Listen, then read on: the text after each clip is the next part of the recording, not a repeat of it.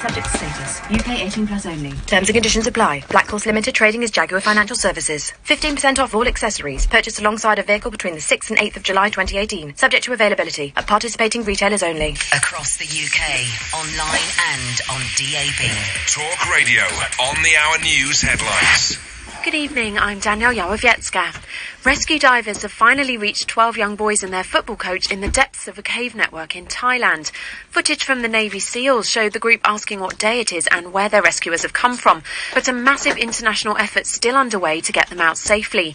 Here's US Air Force spokesperson Captain Jessica Tate. The next step is kind of planning what's the best course of action to be able to bring the boys back safely and quickly as possible. But everyone's still coming together because I think it's not done until they're done. A man's been jailed for 14 years after dropping a 3-year-old girl from a bridge in Bolton. Damien Smith dropped her into shallow water last September, breaking her arm. Manchester Crown Court heard he thought the girl had been taken over by aliens. A large moorland blaze which started over the weekend's now been contained. Peat below the surface at Winter Hill in Bolton is still burning and fire crews need to continue dousing it with water. Meanwhile, firefighters are continuing to tackle another blaze on Saddleworth Moor. Steve Morgan from Lancashire Fire and Rescue spoke to Talk Radio earlier. The other concern from my perspective, James, is we've got a significant amount of infrastructure in the area in terms of radio and television masts. That we've been very careful to protect. More charges have been filed in New York against the disgraced Hollywood producer Harvey Weinstein. His lawyer says he'll plead not guilty to the sex assault allegations from another woman. Theresa May's met with her allies in government, the DUP, to discuss ways around the Irish border problem after Brexit. The PM says she'll never accept a border within the UK and that she wants a future customs relationship with the European Union in place by the end of 2020. And the latest Met Office data shows June was a record-breaking month across the UK. Scotland saw the highest ever temperatures since records began, reaching 33.2 degrees Celsius in Motherwell last Thursday. Your weather, feeling cooler for many and dry and clear overnight. Tomorrow, plenty of very warm sunshine. Across the UK, online and on DAB. The wild man of late night radio, Iain Lee. Differently interesting nocturnal emissions from a legend of late night radio. On air and off the leash. The late night alternative with Iain Lee on Talk Radio. We'll get you talking. Evening, dear listener. I'm Iain Lee. Who are you? Catherine Boyle. Late night alternative, Monday to Friday, 10 o'clock on Talk Radio. I've moved the camera angle because I don't want you to see the scarring on the back of my head. The bandage is off.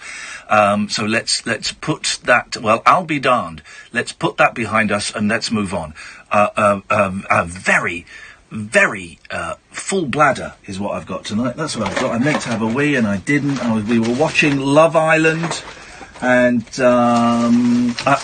basically Love Island is it's the meanest show in the world. It's mean, isn't it? It's so what's happened in Love Island tonight is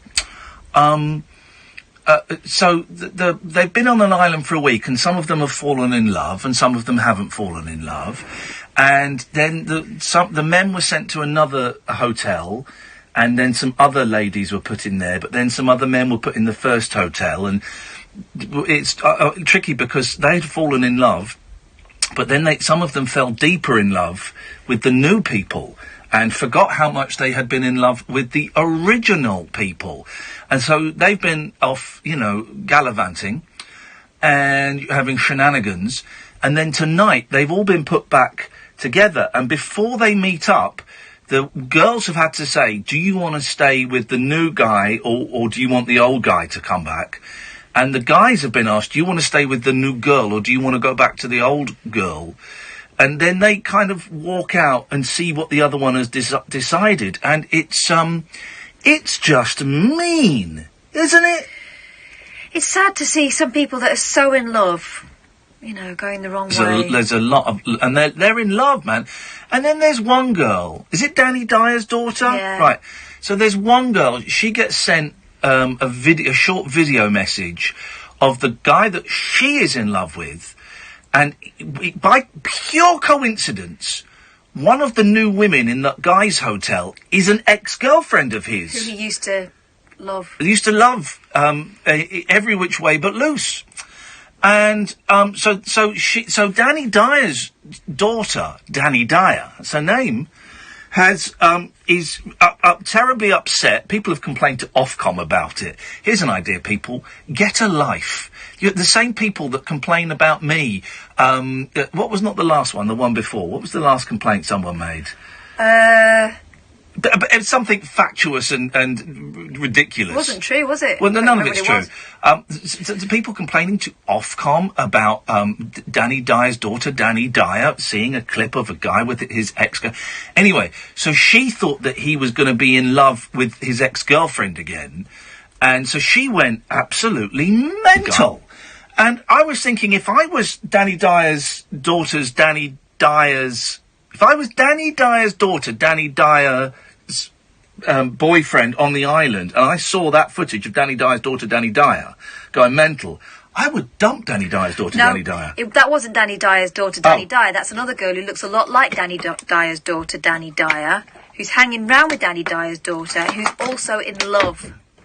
We all laughed and applauded Danny Dyer when he called David Cameron a twat on twice on the television and complained about Brexit, until we found out Danny Dyer voted Brexit. So yeah, but now he's furious about it. Well, Danny Dyer, you're the twat. In that case, this is what you voted for. I've met Danny once. He was a very, very nice gentleman. So tonight's show. Oh, and we've downloaded the Love Island app. Oh yeah. So we're going to play. There's a Love Island game you can play on the app. I think I'm going to have to take my shirt off, and Catherine is going to have to pull her pants up her bum. Right up.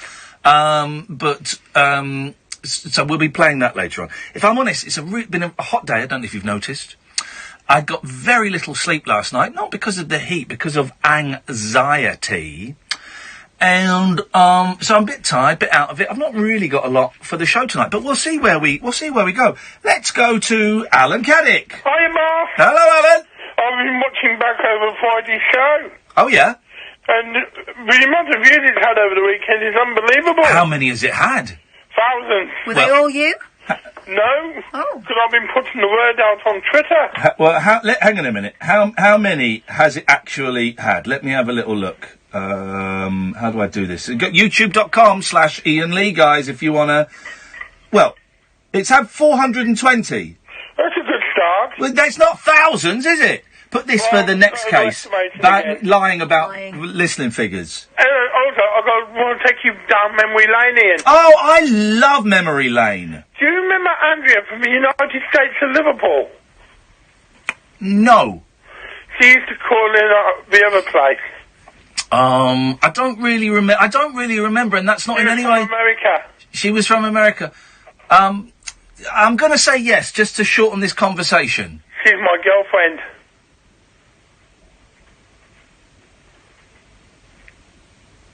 That's a shocker. Yeah, I bet it's a shocker for her as well, if she's listening. Well, we've been video calling the past fortnight. Right. And we're very much in love. Oh. And you don't need Love Island for that. No, you don't. But what if she gets sent to another hotel and there are other regular callers there, and she falls in love with one of those? We'll have to How do you know? Because she... I was going to say something mean but true, but I'm going to come back from that. How do you know that she's your girlfriend? Because I was on the phone. I was on the phone to DC Thompson, the publishing house, at the weekend to order the Dandy and the Beano summer specials for my boys, and I had a lovely chat with the.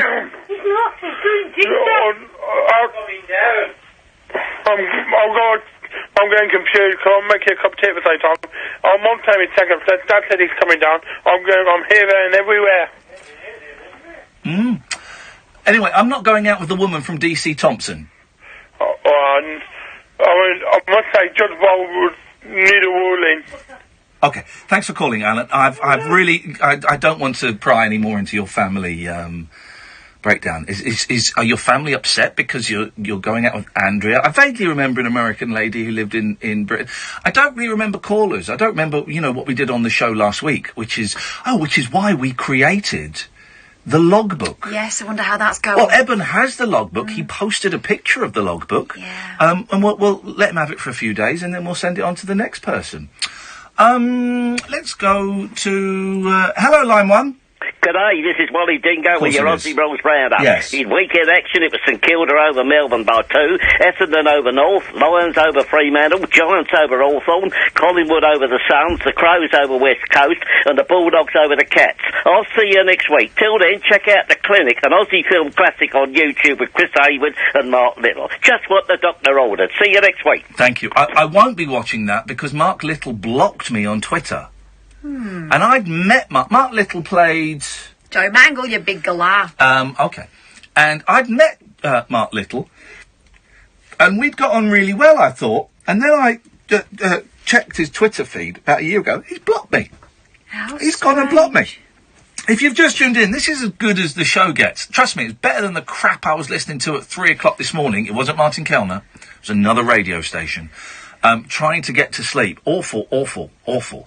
But it's only marginally better than that. 0344 499 1000 is the telephone number. There was a story that I thought was wonderful. It was not a story I'd been following, but I kind of saw it on Twitter earlier on today, and we'll talk about Twitter a bit later on because I'm making progress there. And it was mentioned in our news at 10 o'clock about these kids, this football team that was lost. We'll go to the BBC website. Thailand cave rescue, boys found alive after 9 days. All 12 boys. This is a brilliant story. Right? And there's some really nasty stories we could do tonight, and I just don't fancy it. I fancy doing, like, good stuff, fun, upbeat stuff. All 12 boys and their football coach have been found alive after 9 days missing in caves in Thailand. Imagine that's one of your kids. Because our kids are starting... Well, your kid went to France. Yeah. Our kids are starting to go on more adventurous trips. They were discovered by 2 British divers on a ledge in a cavern after a marathon search operation in the Tam Luang caves in Chiang Rai. The challenge now will be... So it's not over. The challenge now will be to extract the party safely with rising water and mud impeding access. Rescuers had hoped they would find safety on a ledge in an underground chamber nicknamed Pattaya Beach, but they were found 400 metres away, having moved to higher ground to avoid the rising water. The 2 British rescuers, believed to be Rick Stanton and John Valenthan. Can we try and get them on the show at some point this week or next week? I'm sure they're going to be very, very busy. But Rick Stanton and John Valenthan were flown into Thailand earlier this week. In a video posted on Facebook by Thai Navy SEAL Special Forces, this is the video. This is the video of them finding them. Let's see. I've not seen this. Let's see how this plays. Hello, thank you. How many of you? 13. Yeah, 13. Brilliant. Yeah.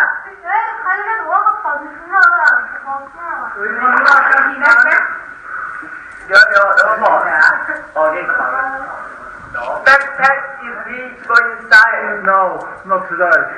Not today. There's 2 of us. You have to die.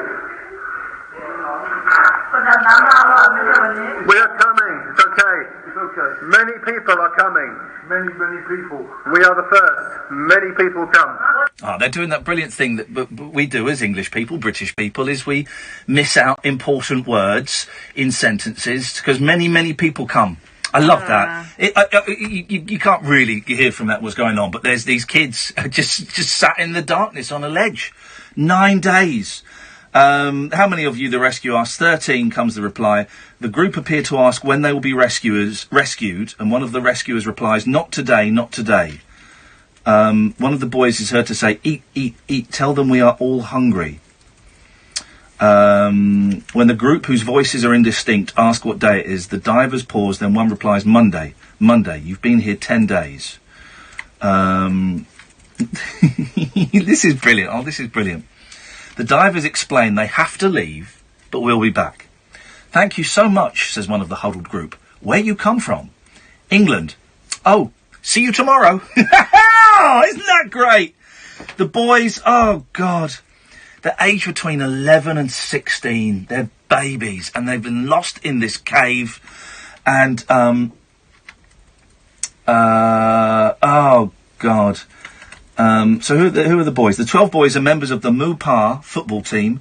The 25-year-old assistant coach is known to have occasionally taken them out on day trips, including a trip to the same cave. The youngest member, Chanin, I'm not even going to try that name, is 11. 13, Duong Pet is 13 is the team captain and said to be motivator of the group. I believe they won't abandon each other, says the club head coach. They are all safe, but the mission is not completed. Chiang Rai governor told a press conference at the command centre at the cave entrance. Oh, man alive. Isn't that just the greatest story?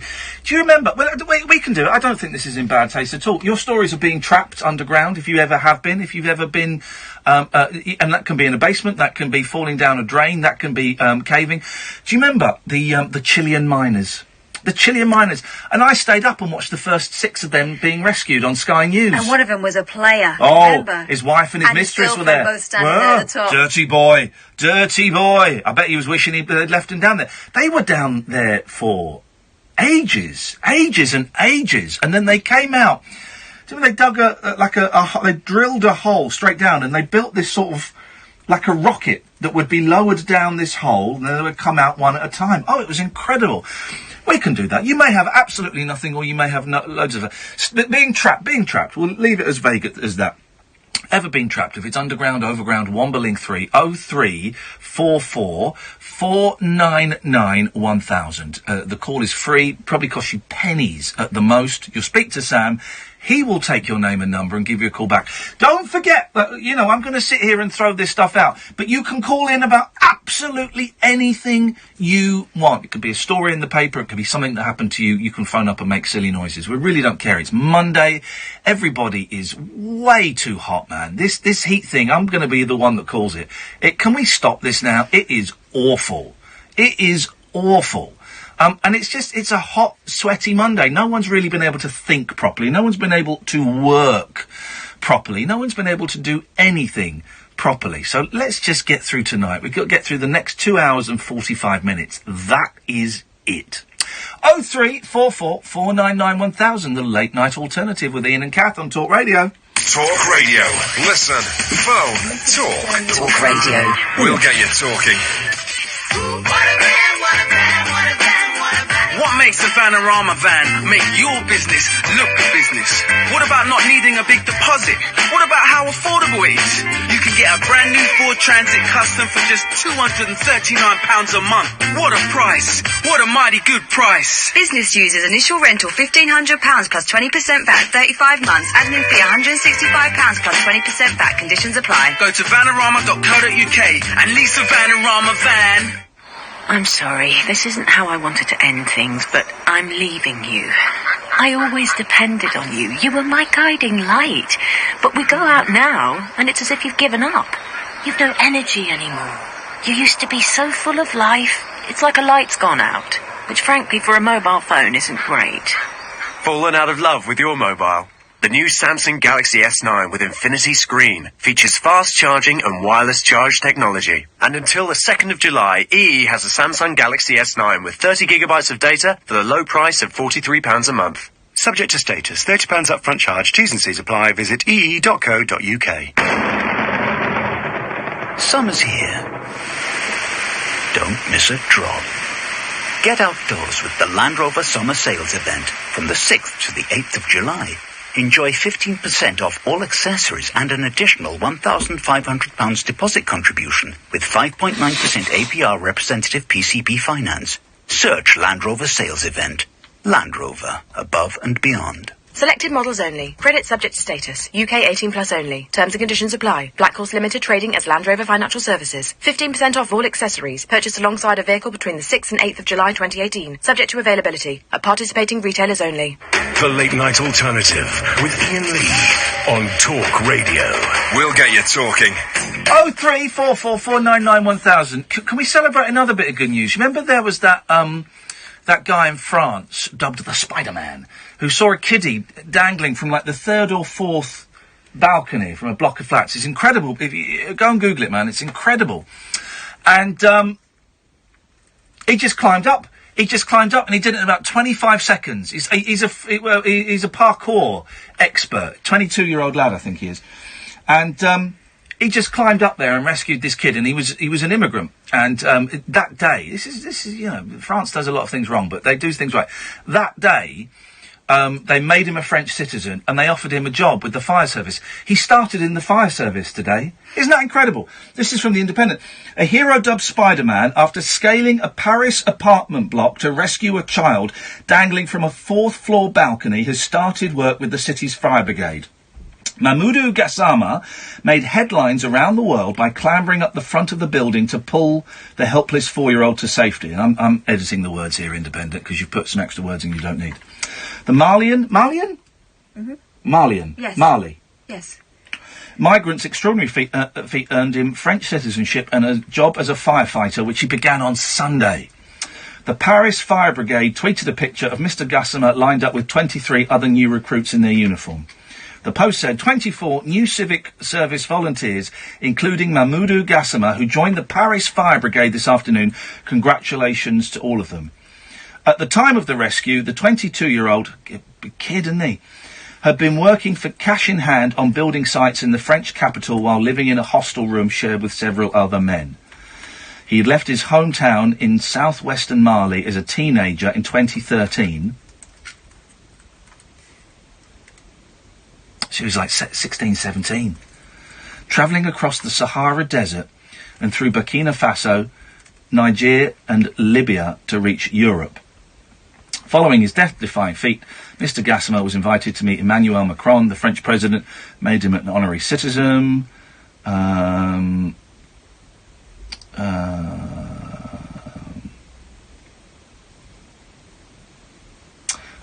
It's good, though, isn't it? It's great. What a lovely story. That, nice things happen in the world sometimes. And there's so many crappy stories in the paper today. I mean, really mean, nasty stories about, kids dying and stuff. Let's focus on the celebration, shall we? 0344 499 1000 is the telephone number if you want to give us a call. I've got my brain is melted today, I think, Catherine. I'm running on sort of about 40% Yeah. as well. It's just too warm, isn't it? It's too warm. And I had a nice-ish day. I couldn't sleep, but then I got up late and went and I had to pick the boys up from school. So I went and bought a picnic hamper and a blanket to put on the floor, and I went and bought a picnic, and after school I picked them up and we went to the playground just over the road from their school, and I laid out the picnic and they played like idiots, and every sort of 10-15 minutes they come rushing over, go round one, picking up a sausage roll or some sushi or a bag of crisps, and then go diving off into the playground again. And it was great. And one of the things that made it great is I didn't have Twitter or Facebook on my phone. This is the thing. I wrote a blog about this, right? And if you want to read it, if you go to iainlee.com and if you look at the blogs, I've updated the website slightly. Everything was going into the news column, and I've created a blog thing, and it's where I write about the mental health and all of that kind of stuff. But so I've written about Twitter, and on Friday I asked Catherine, after reading Matt Haig's book, Notes on a Nervous Planet, and he's coming in soon to talk about it, where it talks about, addiction to the internet and social media and wanting approval from everyone else. And how it makes you more anxious. Yeah, how it makes you more anxious. So I said to Catherine, let's try this weekend. Can you block Twitter and Facebook from my phone, and also do it so I can't download any new apps? So I've deleted the apps and I can't download any new apps without this 4-digit passcode, which I don't know. Catherine knows.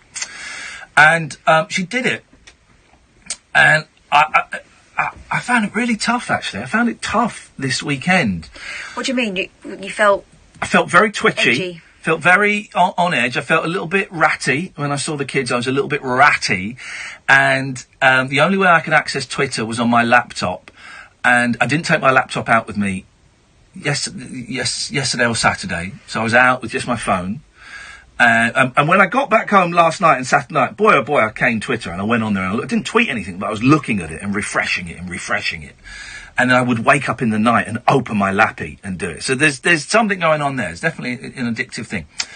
And, but it's been all right. it has.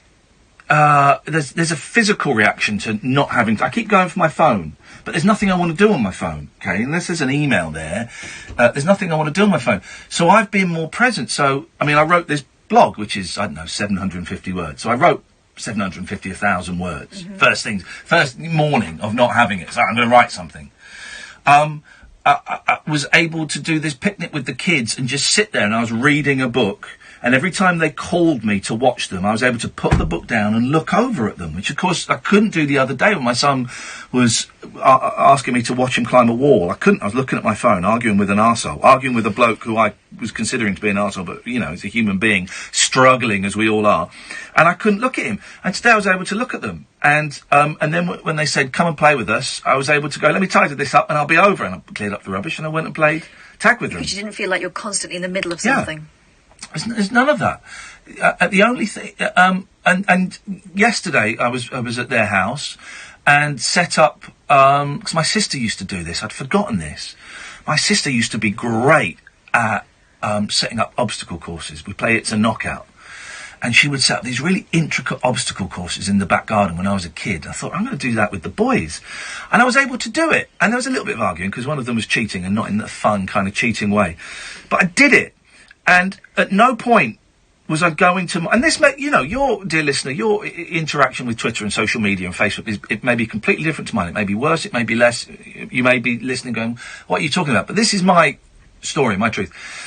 And I was able to just enjoy that. I was present for the whole experience that I was there. I was present for the whole time I was there. And I went to the cinema yesterday to see Hereditary. Oh, my God. Oh, my God, what a bleak film that is. Jeez. Wow, that's dark. And when the film finished, there was no rush for me to turn on my phone and check Twitter and Facebook. It was great. So I came in, so it's going to be for a weekend. It's being extended indefinitely because I think my life can only benefit from not having Twitter and Facebook on my phone. And I've asked you to block 2 more websites, 2 forums, 2 radio forums where I go and, they're funny, but they're mean. One is mean about me, one is mean about a guy who's down on his luck, right? And the forum's Digital Spy, which is mean about me, and Talk Forum, which is mean about... A lot of people. I don't look at the thing there. But I go there to watch another man's continued sink towards a rock bottom. That's not very spiritual. That's not, and I do it to make me feel better about myself, I guess. I do it because this person has been thoroughly unpleasant to me, so I think it's some kind of justice. But actually, it's none of my business. And it's not keeping your side of the street clean. No. And it's funny, and the people there are funny, but it's mean. And I don't want... By going there and reading it, I'm part of the bullying. I'm part of the bullying of this guy. And this guy's been thoroughly obnoxious to me, but there is no reason for me to go there and look at that. And Digital Spy, there's some really, really nice people on there that love the show. It attracts extremes. People that really, really love the show, and thank you, Ollie, and all the people that stick up for the show. And there are people that really, really hate the show. Correction, there are people that really, really hate me. Really hate me and go for me. And it doesn't make me feel better. I only feel worse when I come away from those 2 sites, or feel better for the wrong reasons. And so, this is what happens. You go on there looking for... I mean, secretly you want to go on there and feel better about yourself. Yeah. So you go on Digital Spy and you're hoping they're going to say nice things. And most people might, but then one person says something that isn't, and that's the thing you take away. I would say it's about 50-50. Right. 60-40 in my favour on Digital Spy. I don't even go there. I don't need to. I don't need to. So those sites are now blocked from my phone. I'm sure I could probably find a workaround if I try, but I don't want to at the moment. And just knowing... So... I mean, all I was doing this weekend on my phone was emailing people. Oh, and this is the thing. I had to email a couple of people to do a couple of website things for me. One for my website and one for my record label's website. And normally I would write, and I've sent a couple of other emails out. I emailed Hemda today because I gave a few quid towards their podcast. And normally it's just a quick, hi, can you do this for me? Thanks. Boom. And instead I sat down and I wrote emails as though I were writing letters. Hey guy, hey man, I won't give his name. How you doing? How you finding the heat? Conversational. I'm really struggling with it. I'm pissed off with it. It can end now. Conversational. Listen, if you've got time, I'd really like this done to this website. Let me know if there's any problems. So it was a conversational thing. And the people did what I asked them to do, and they wrote back conversational emails instead of this kind of 5-word, can you do this, thing, and that's how a lot of us, I'm only talking for me, that's how a lot of us kind of communicate with emails are like texts now. And so I've been trying to communicate better. I've looked into blocking Twitter and Facebook on my phone. I've got Twitter open now for the show, and I've tweeted that the show is on, and part of me felt like I was betraying myself. On your phone? On the computer. I was going to say. Sorry, on the computer. And part of me feels like I've betrayed myself. So, in the 12-step programs, we talk about complete abstinence. That actually sounds all right. I need to work out how much of a marketing tool it is for the show. Will I lose a significant amount of listeners if I don't tweet stuff, is the thing, because this is a business that is generated by numbers, and I actually feel quite insecure in my job at the moment. Then again, that's coming from me. So, if you want to read a bit more about why I did it, if you go to iainlee.com and go to blogs, and it's the latest blog. If you want to get Matt Haig's book, Notes on the Nervous Planet, it's not out yet, but you can pre-order it, Big Green Bookshop or Amazon or any of the usual places. And I do seriously think that, I said this the other day, that in 5 years' time we'll have 12-step groups for Twitter addiction and smartphone addiction. And part of me was thinking, well, maybe I start a group for people that want a little bit of freedom from that technology. So my phone now is emails. I've not been getting too many emails. Phone calls, WhatsApp, and texts. Oh, and entering the codes in the sweet steak, which is you get these codes in Twix's wrappers. Entering those for my kids. Right. Because my voice got a Twix. He went, Daddy, I can win £10,000. I went, well, yeah, no, I can win 10. I said, yeah, right, no. I can win. I said, oh, right, fine. So you get these codes inside the wrapper and you type it in, and it basically, my eldest son has got one. If someone scores a hat-trick on July the 9th, you win £20. And my other son has had 2, and they're both, if someone gets a red card, you win a free Twix. I had this whole conversation with my kids about how, these things, this particular one was in the Beano. Yeah. These competitions, well, you can enter them. It's very, very unlikely you're going to win. It's kind of pointless, but tell you what, we'll do it just to prove a point. She won. Shut the front door! She won a massive blow-up minion. Oh, don't tell my boys that, because they enter all the competitions in the Beano. They've sent their pictures in to be featured in Beano or BES or whatever it's called. And there's... Oh, man. And that was supposed to be the learning experience where we go, oh, well, never mind. Yeah, next thing, massive box. Paul, Greg, Mark, George, stay there. 0344 499 1000, the late night alternative on Talk Radio.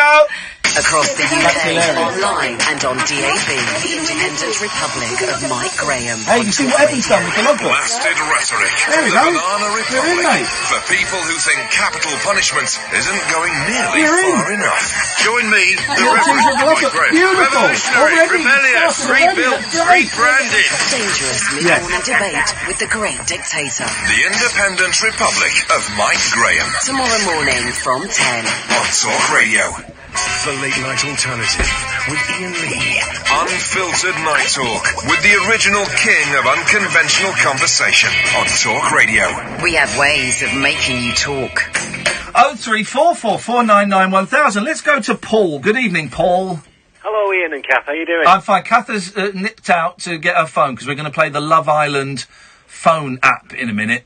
Okay. Yeah. Firstly, just wanted to say just how great it's sounding, how relaxed you're sounding, and that your idea is really working by the look of things, and it's just really lovely to sort of see, and I think we can all kind of learn something from what you're doing. The experiment seems to be interesting. I'm sort of watching in on what you're doing and thinking, just something from my own experience really sort of that helped me was I was really quite a sarcastic person, and really depressed. I think I spoke about it with you before. Yeah. And Kath's back, by the way, Paul. So she's listening. So if there's anything you don't want to say in front of Kath, then I'll ask her to leave again. But I just really, I was kind of quite a sarcastic person, and I try not to be. Were you? Really, really difficult to sort of do, but I'm finding it really kind of, you know, as time's gone by, I try and find, like, you know, you've got the monkeys things, you've got the things you love, and I post things like that. I post things that make me happy, and I try not to get into debates with people. I posted when the Chuck Berry album came out, because I was a big Chuck Berry fan. Yeah. And I was really chuffed. I was really pleased. And I got this really arsey guy on the, it's no good, blah, blah, blah. So I just said, look, you know, if that's your opinion, that's fine. But I kind of blocked him. Yeah. And I think it's something you kind of, you get to a point where you think, you know, that's your opinion, but if he was in my living room, he's not my friend, I don't know this person, I don't need you around me, and frankly, you're bringing me down. The only thing I would say that gets me down a little bit at times is my brother's a writer. Yeah. Someone starts having a go at my brother. I find that really tortuous, you know, or even yourself, or people like that. What, people have a pop at your brother online? Well, yeah, you know, because he's like a politics writer and things. Right. So if he kind of, you know, if somebody says something like that, that still kind of upsets me a little bit. Yeah. Or even like yourself, you know, where you're thinking, you know, flipping heck, you know, you post something quite, you know, kind of fun. I enjoy the show. I watch it a lot, and I just think, oh, goodness sake, you know, sort of give the guy a break, because sometimes it just sort of seems to snowball.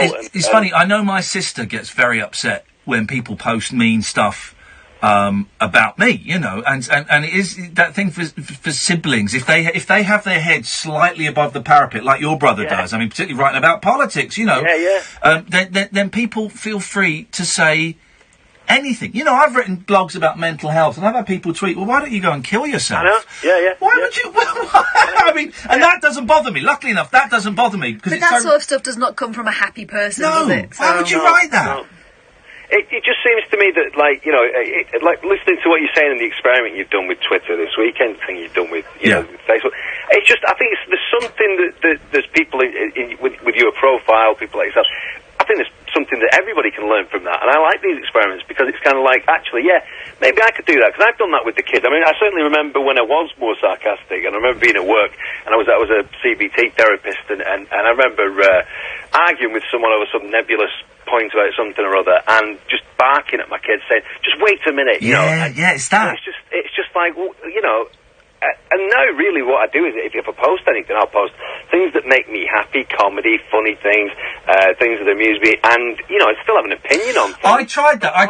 And have an opinion with someone who's willing to talk to me, as opposed to someone, you know, sort of randomly attacking or heckling. I tried for about 3 days to create an echo chamber of love and peace and art, and I couldn't do it. I couldn't do it, and I think I need to completely abstain from Twitter. Like today, I was in the park, was lying on this blanket, we had lots of nice food around us, and my youngest came running over. He needs a haircut, he's got a big thick mop of hair, and he was just sat there, and he was eating some blueberries, and I just stared at his face. I just stared at his face and thought, man, I'm going to remember this. I'm going to remember this moment forever. And yet, if you've got kids, you know, that your life is full of those moments, but I'm too busy looking down at my phone. Yeah, and like you say, especially if it's something distracting that's completely negative. Yeah. And it's so easily done, you know. I mean, I think, like I said, the last time that I did anything like that, I was kind of, you know, like I said, tried very, very hard not to even be sarcastic these days. I think the children help me, because children are younger, they don't have that abstract sense of thought. So, you know, any child under 10 isn't going to understand sarcasm anyway. So I kind of apply the rule of thumb that I use to the children to adult conversations. Yeah.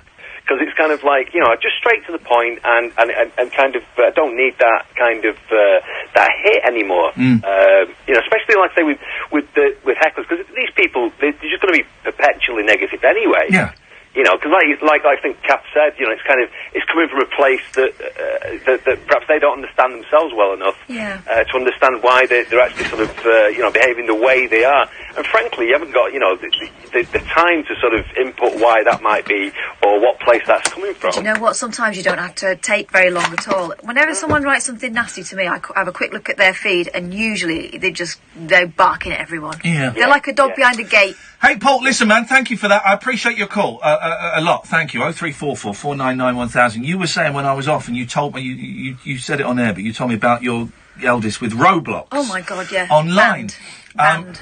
And because my boys play Roblox, they were playing it today, but they play it on the Xbox. Someone can tell me on this, right? And they have assured me, and my eldest son is great, my 8-year-old, 8.5, because I said to him, just to check, you can't talk to anyone on this. And he looked at me and he went, oh, no. And he knew why I was worried, because they've done it at school. They've done this thing about talking to people online. He said, no, honestly, no one can talk to us. I said, right, can people type to you on this? He said, no, there's no way anyone can communicate. They can't talk and they can't type. And I think that is the case with Xbox. And also I think it's because I've really tightened the settings on Xbox, so they can only talk to their online friends, which is basically their cousin. That's the only online friend they've got. But your daughter... We've crushed ours right down. Yeah. You can virtually do nothing on that laptop, really. Good. Now, frightened me to death. I had a conversation about it this morning, actually. Yeah. Because, things have settled With down her? a bit, yeah. And we were on our own, and I said, listen, I've been thinking a lot about that weird bloke that you were talking to on Roblox.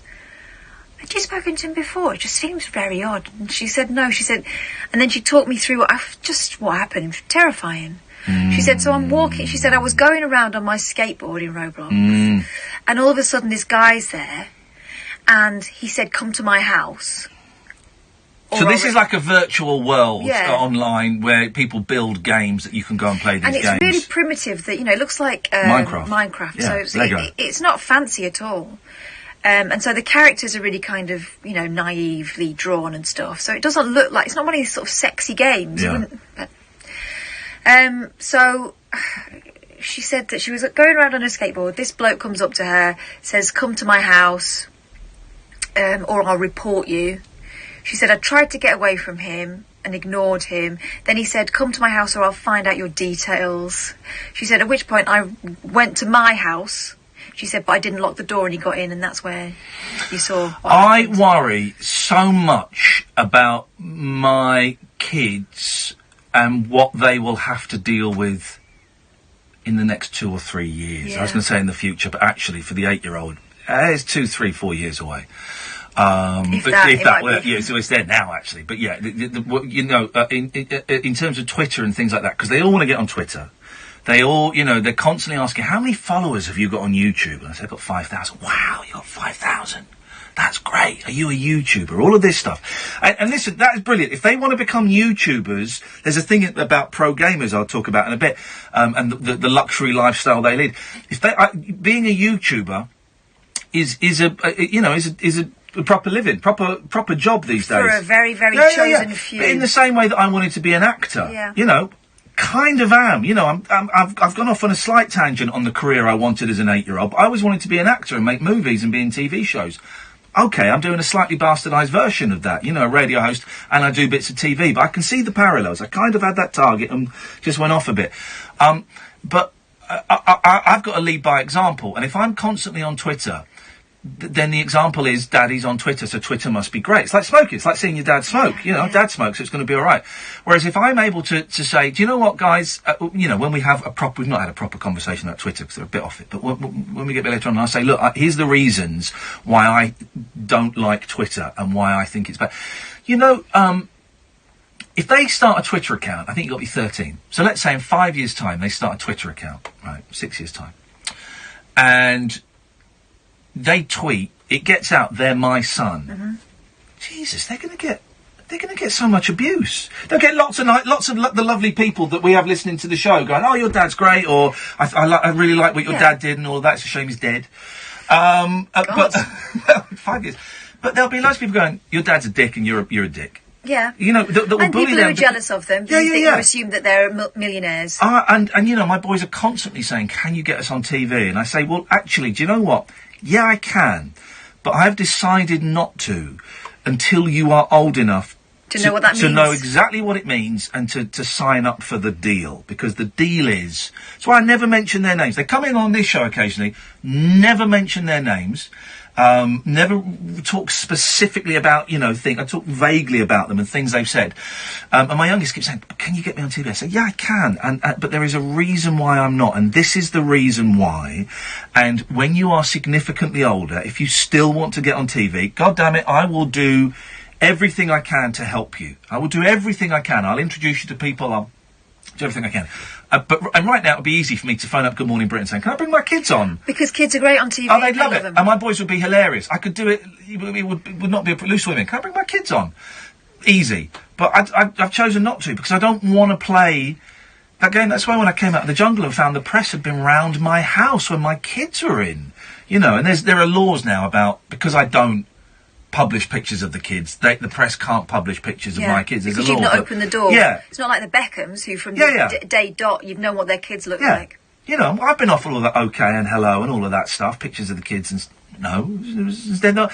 They've not signed up for it. Decision, no. My wife only partially signed up for this, and even then was probably slightly naive and to exactly as what it would entail. But my kids never signed up for it. 0344 499 1000 is the telephone number. If you want to give us a call, we've got Keith, we've got Greg, Mark, Mary, and George. This is the Late Night Alternative on Talk Radio. Across the UK, online and on DAB. Access all radios. Talk Radio.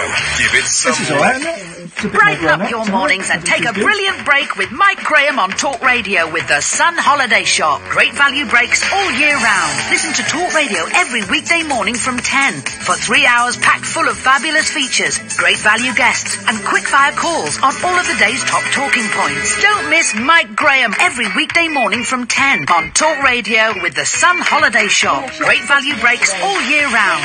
Go to thesun.co.uk/holiday shop.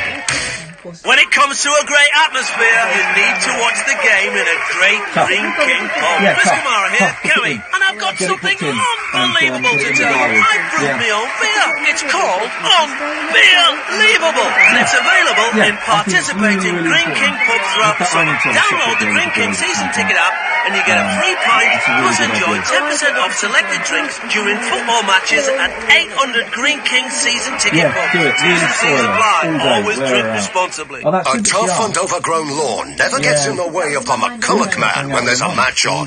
Like a powerful striker with his McCulloch lawnmower. He has the power to get the job done, cutting the lawn down to size well before the pre-match build-up, leaving it looking good enough to host the cup final. Get your McCulloch lawnmower and other garden power tools at good DIY stores nationwide or at McCulloch.com. McCulloch, the power to get the job done. Yep, you're doing a cracking job. So you can do it. This summer, follow the sun, not the crowd. With the Jaguar Summer Sales Event from the 6th to the 8th of July, enjoy 15% of all accessories and an additional £1,500 deposit contribution with 5.9% APR representative PCP finance. Search Jaguar Sales Event. Jaguar, the art of performance.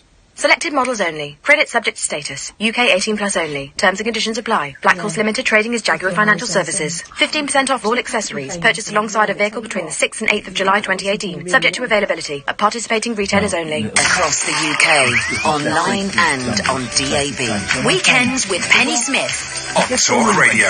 I'm Penny Smith. Join me on Talk Radio for the perfect weekend breakfast. I'm going to be reviewing the papers, taking a look at all the best new film, book and theatre releases, and I'm going to be chatting to a whole host of celebrity guests live in the studio.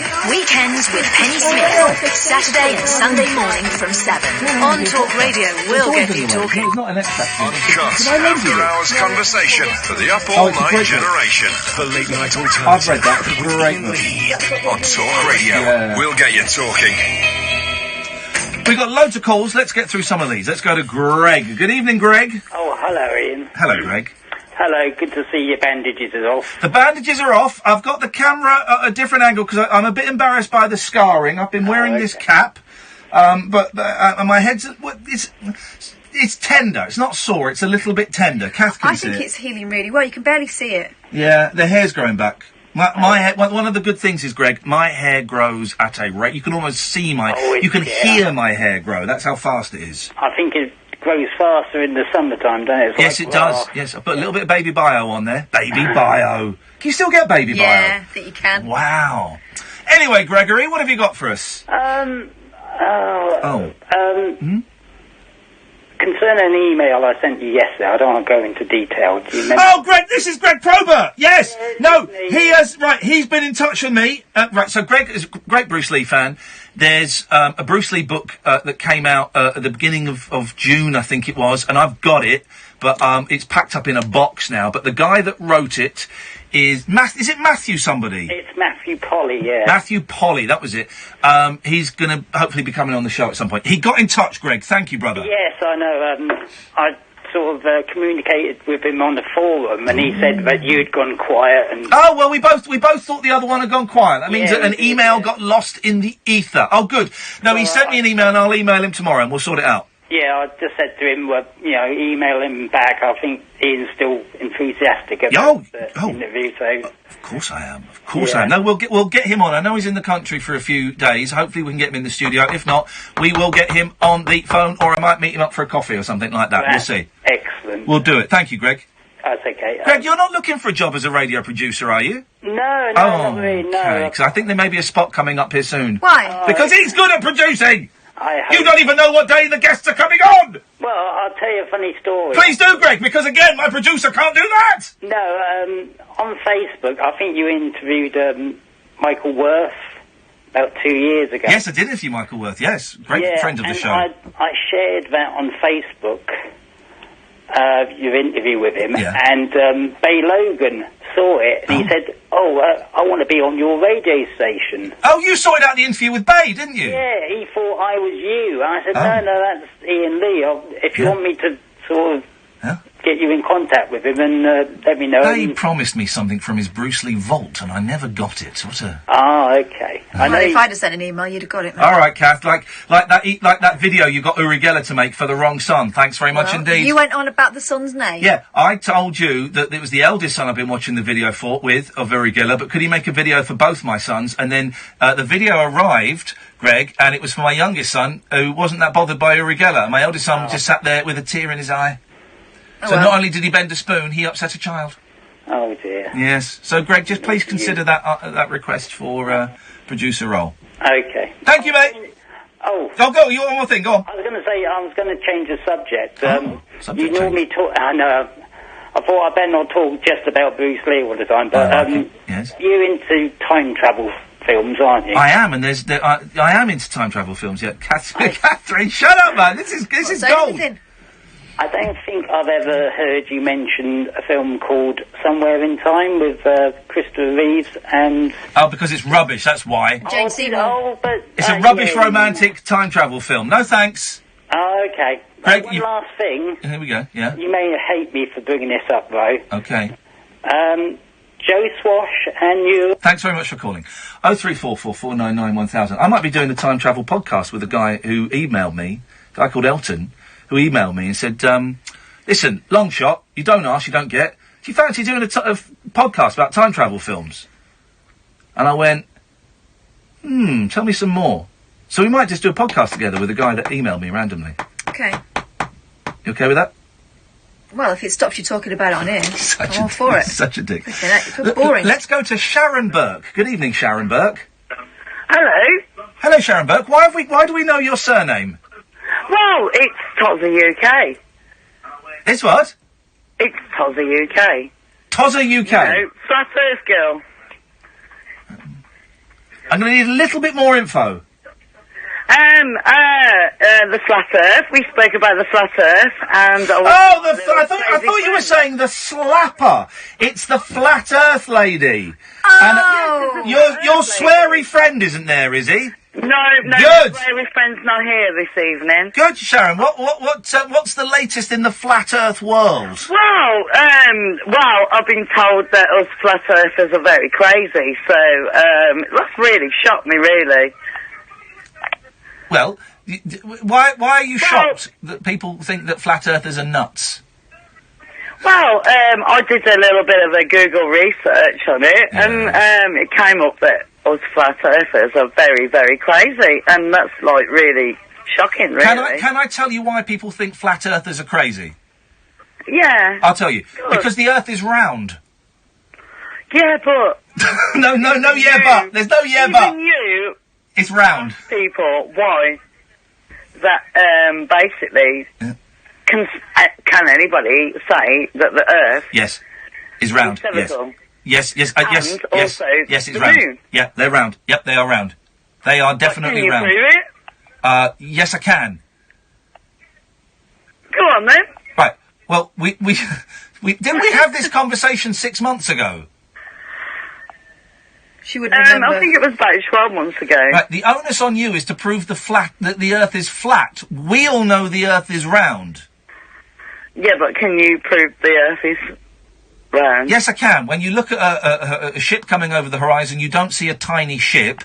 You see the top of the ship, then you see a bit more of the ship, then you see a bit more. You don't just see a tiny ship getting bigger. There you go, I've proven No, it. we had that conversation Yes. last time, didn't we? Yes. And I said to you that the only reason that we don't see the horizon with the Earth looking like it's spherical is because we've got a imagery from a fisheye lens from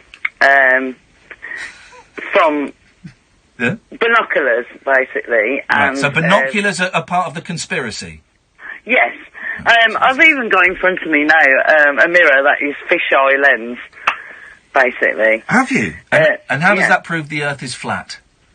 It doesn't, but it doesn't prove the Earth is spherical either. I didn't say a fisheye lens would prove the Earth is spherical. But then, if you go on a plane and you look through binoculars, telescope, everything is spherical because of the lens that we look through. I've never looked through it. I've never taken a telescope as part of my hand luggage. But you know what, right? Yes. I don't know why people think that us flat earthers are round the bend because we take. But you can't be round the bend. Surely you can be straight down the line. Exactly, that's what I'm saying. If we're not round the bend, we're straight down the line because we even take spirit levels onto aircraft. Okay, well that's not nuts, is it? But of course, Roger reminds me. Thank you, Roger. That the flat Earth theory is. I hope that was your mouth. The flat Earth theory is really catching on, and you've got supporters. You've got supporters all around the globe, haven't you? I got that a little bit late because I'm watching you a little bit delayed. I know. I'm going to say it one more time, just so you get the full benefit of it. You've got supporters all around the globe, haven't you? Yes. Thanks very much for calling, Sharon. 0344 499 1000 is the telephone number if you want to give us a call. Oh, man! Keith and Mark and Mary and George, you've been waiting for ages. I apologise. We went from having no calls to suddenly having lots and lots of calls, and I like it when it's like that. And thank you, Roger, for reminding me of that wonderful gag that pops up from time to time. Why do they think we're crazy? Because you're talking rubbish. I think that might be it. I think it's completely normal to take a spirit level on a plane. Why would you be allowed to take a spirit? Anyway. So what does it prove? When you're going up in a plane, and then you're going along, and then you're going down again. I know this, and I've not taken a spirit level on. Or maybe I'm the fool. You're listening to the Late Night Alternative on Talk Talk Radio. Digital debate for the UK. Talk Radio. We'll get you talking.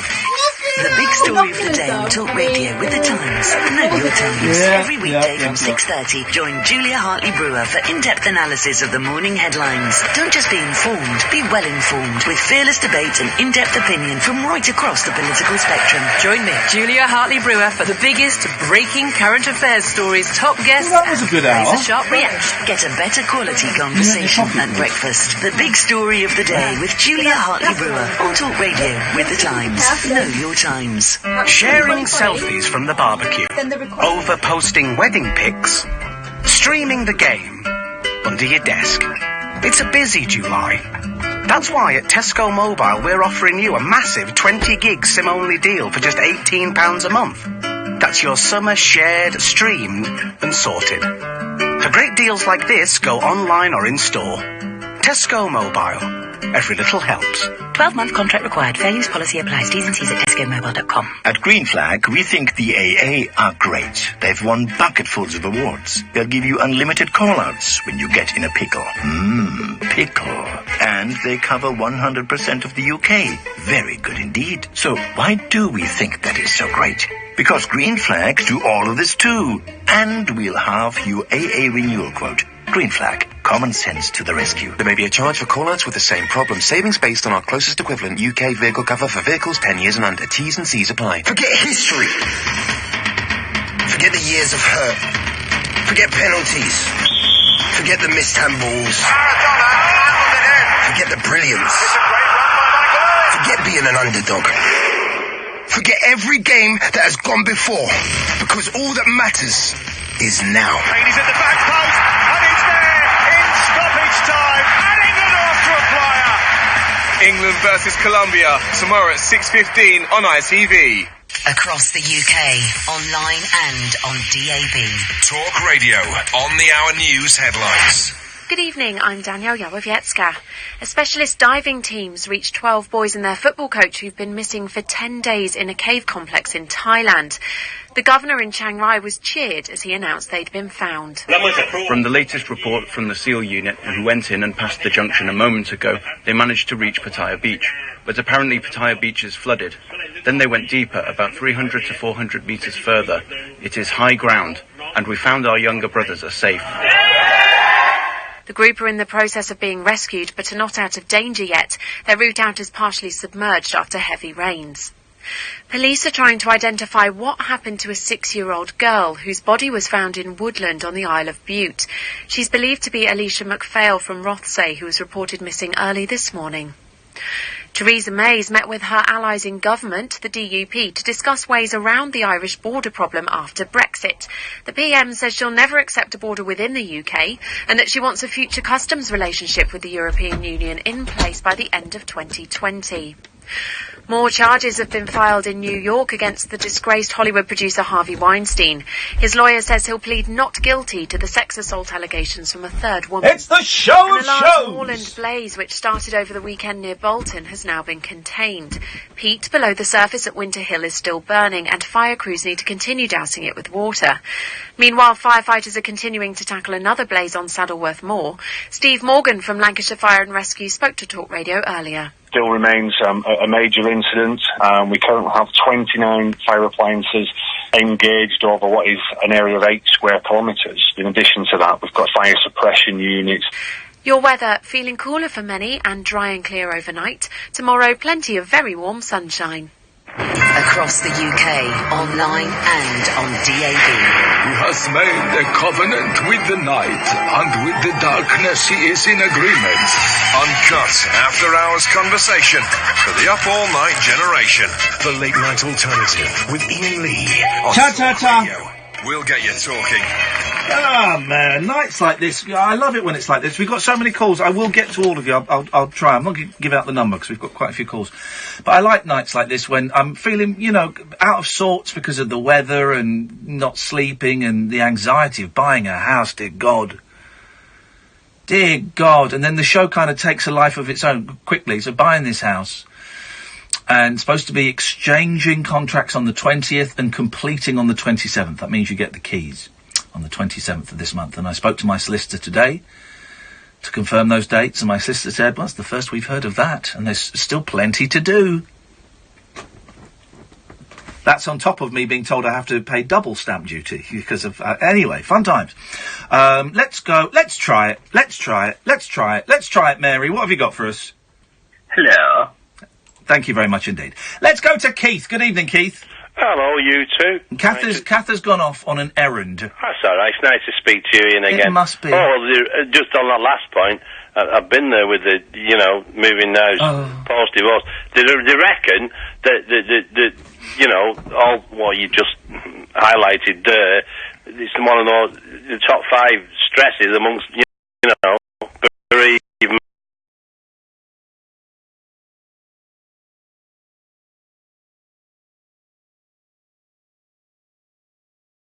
Thank you very much indeed. Let's go to Keith. Good evening, Keith. Hello, you two. Kath has gone off on an errand. That's all right. It's nice to speak to you, Ian, again. It must be. Oh, well, just on that last point, I've been there with the, moving now, post-divorce. They reckon that, all what you just highlighted there, it's one of the top 5 stresses amongst, bereavement. Can I ask you a personal question? If it's too personal, tell me to jog on. Because I haven't spoken to many divorced men. Yes, okay. About this. Just because I don't know any in my life, right? Yeah, yes, it's okay. You did you buy a house after you divorced? Oh, well, what happened was that I have my daughter now is 24, and she was only like 4 or 5 then, and I was very lucky to come across a really nice little terraced house in a lovely spot.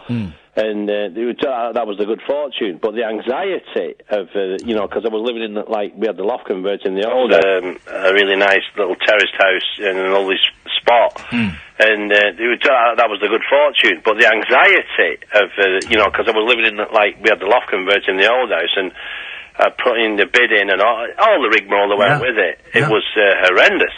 Just the anxiety levels on top of everything else. I say they put it in the top 5 amongst. It's so stressful, and when I've bought a house before, it's been with a girlfriend or with my wife, and well, you're on your own. Well, and when you're with someone else, when you got the maths right, is it? Yeah. You're on your own, little home, and he's now, she cycles and runs with me, and... I don't want to do physical activity with my children at any what I'm saying is, she's my friend. Well, she stays with me, Good. And, but when I rung up tonight, just to Yes. I'm Cineworld Keith. Oh, it's spoiler alert. No, I'm not going to do that, but I'll come on to it. This time I dropped into your show, and it tickled me last week when you were just on about your foreskin. My foreskin tickled you, Keith? No. And what I was thinking, as I was waiting to get on, was that us guys, like you say, about, support networks, like women have, and we don't talk, do it, about problems with, the sort of, crown jewels and issues down there, whether or not it's your foreskin or testicular issues or prostate.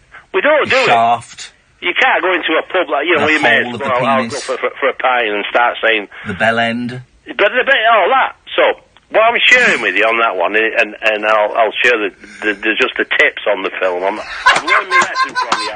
What a choice of words, Keith. I'll just share the tips with you. Yeah, I'm with you on the euphemism there.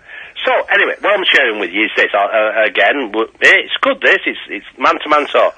I was circumcised when I was 23. Wow. 24, yeah. Yeah. I was doing my psychiatric nurse training. Is that part of the training? Got to cut that off. Oh, right, yeah. No, is that what they do? I'm with you. Yes. And it was just a tight foreskin. You had a couple of small infections and blah, blah, blah. And at that time, if you were in the system, you got it done. And anyway, what I'm trying to share with you, moving on fast, quickly, is that, and this is just as research would suggest, that a circumcised penis, there's lots of research in Africa, various villages where there's, circumcision is just part of the course. And there is an artifact, it's called keratin, an enzyme that is more prevalent in men with circumcised crown jewels, and in the transmission of HIV, which was done in the late 80s, early 90s. Check it out, and your researchers can do, and while we're talking. But not to say either or, but, being a sort of late person to have it done, it was all quite, And here's the question that everyone wants to know, Keith. Is sex better for you, the person circumcised, before the circumcision or after? Where do you get the most pleasure? I can tell you the truth, all the stresses I've been on, but I would say, it gives you a bit more girth. Catherine, I believe you wanted to comment on... No, it does. I hope that's not... I thought no, so you're saying the foreskin contracts the girth? I think when... How can I say? Before and after, it's like having a new hairdo, isn't it? When you go for something new, totally different, you live with someone for 23 years, and then it's like a totally different entity. I suppose... all I can say is that it gives it a different sort of cosmetic look. Okay. But does it feel the same? What you imagine is, before that, you think, because it's quite sensitive to the touch, isn't it? You put your foreskin back, and what happens is, post-circumcision, I'm not sure you call it the BK, it's just, it's not sensitive at all. There's no moisture there. It's just like the back of your hand. So I suppose it's less sensitive, and if you got So having a circumcision makes it the BK. bell end. And sorry, I was getting my words mixed up. You the BE. You called it. I don't know what the actual Bell end, I think, is the Latin term for it. It's less sensitive after the circumcision, you're saying. No, it's like but what happens is then it becomes just like the back of your hand, and if you understand what I'm saying. Yeah. So well, I'm not getting mine done then. And then you get it done. I'm not getting it done. Oh, you're not? No, not getting it done. Oh, honestly, it's a piece of cake. Well, if it was as easy as slicing a piece of cake, then get it sorted. I'm not getting my foreskin cut off just because of a bloke in Wigan. Do you want me to? Do it for me? No. Do you want me to send you a picture? No. No, me films. Do you want me to just give you the tips? Yes, please. The tip of the tips, so to speak. Yeah, go on. Okay, I saw Hereditary. Gabriel Byrne. If you're into the sort of like, I saw that at the weekend, and I spent half of the film going, "What is that fella's name?" And I worked out his last name was Byrne. And then about three-quarters of the way through, I said it out loud. I was on my one. Gabriel Byrne. Yeah. Well, now Mark Kermode absolutely trashed it. Well, he's an idiot then. It's a great film. Isn't it? And if you watch Mark Kermode, honestly... I like Mark Kermode a lot, but he's wrong on that. Hereditary is a great film. Sometimes it's just like he goes this sociological interpretation compared it to this or that genre. I bet he compared it to The Exorcist. Well, he did, and he's on with the Radio 2 guy, isn't he? Yeah. And I thought, hang on, you got to watch it yourself. And I thought, well, there's enough there to spook you, and it was quite we're not spoiling, are we? Well, not so far, but I'm hovering over the dump button. But what I'm saying is, like, I watched Kermode, and what I do, you watch trailers and I looked at the reviews, and I thought, I'll make my own mind up, and I enjoyed it. Yeah. Simple as that. The other one I've not seen yet, but I've seen the trailer. I've got to see it. Is Leave No Trace. I don't know if you. Is that the one about the vicar? No, this. I say I don't want to spoil it. Yeah. It's about a relationship between father and daughter. Oh, and they live in the woods. Yeah. Yeah, I'm up for a bit of that. So right, and I won't give any more out because there's obviously a context to why. Yeah. Look, he's a Vietnam vet. Oh, well, you said it. Well, I only know that because I read that's in the trailer. Yeah, well, if you had said that, you'd have said I was spoiling it. No, I wouldn't. If you'd have told me what happens once they come out of the woods... I don't know. I've only seen the trailer, but I think the reviews... I love talking to you, Keith. I know we got off to a rocking start, but I enjoy it. The reviews are really good, and I think... It looks it looks intense, but it looks a cracker. All right. Hey, listen, Keith, it's nice to talk to you, mate. Thank you very much. Thanks for telling me about your foreskin and your favourite films. 0344 499 1000. Let's go to Mark in Bletchley Towers. Hello, Ian. Hello, Catherine. Hello, Mark. Hello, Mark. How the hell can I follow that call? What's your foreskin? No, don't tell me. Don't tell me. Let's not go there. No. Anyway, I forgot what I was ringing about now. I've been, taking a break from social media and stuff. I think you're going in the right direction. Just take a step back. I've watched you. I've watched both of you on Twitter and the Facebook and for interacting, basically point of view sort of thing. But I've noticed sometimes Ian, you really get angry with people, and I think I've tweeted you before, Ian. Just go away, put it away. Turn it off and come back another day type thing. Because I do the same thing. Yeah. I got a unique filtering system that I can filter out all the silly troll stuff. Yes. And I only go for the local radio and interaction like with yourself sort of thing. And I filter out all the bad things, which is good. And I also... twice a year, I have a complete detox where I go to Norfolk to visit family, and we've got no internet. There's very little TV and radio stuff up there, and my mobile phone doesn't work. Great. So it's really nice. Heaven. The feeling of actually... But I can't do that, and I appreciate you telling me to calm down and put it down and walk away, but I can't do that. This is the thing, I can't do that. For me, it has to be... complete abstinence, and that has to be enforced by not being able to access it on my phone, And at some point, And I did look at this at the weekend, and it's possible, but it's tricky. And at some point, that abstinence may also stretch to me blocking Twitter and Facebook on my laptop, you know. And then when I get a computer, but it may stretch that because, I just need to do a little bit more calibration on how much it helps the show. Does it help the show? I don't like Twitter. I don't like it. I think it's 85% bad. I think I like watching the Periscope and the YouTube. I actually like watching behind the scenes of what you two do, because I'm a behind the scenes radio and TV guy. But I think you just ought to use it from a laptop at home. Get a phone that only does text and talk, maybe, and use that for work. Do you know, I did. Remember, Catherine, at 3 Counties for about 8 months, I had a Nokia, the old Nokia. I remember you saying about that. Oh, it was great, and then it just fell apart because I absolutely caned it. But I tell you what was annoying about that is it took flipping ages to compose a text, and you could only have 20 texts stored in the phone. But I know, because I like the other things on my iPhone. I like the fact that my kids can play Pokemon. I like the fact that it's got a map. I use it as my sat-nav. I like being able to get my emails on there at the moment. I like YouTube on there. Maybe you just got to do self-control on all the rest of it. Can't do it. Just use the essential parts of the phone, and then just save it for when you get to work. Yeah. I only use the internet when I'm at home in the morning. Yeah.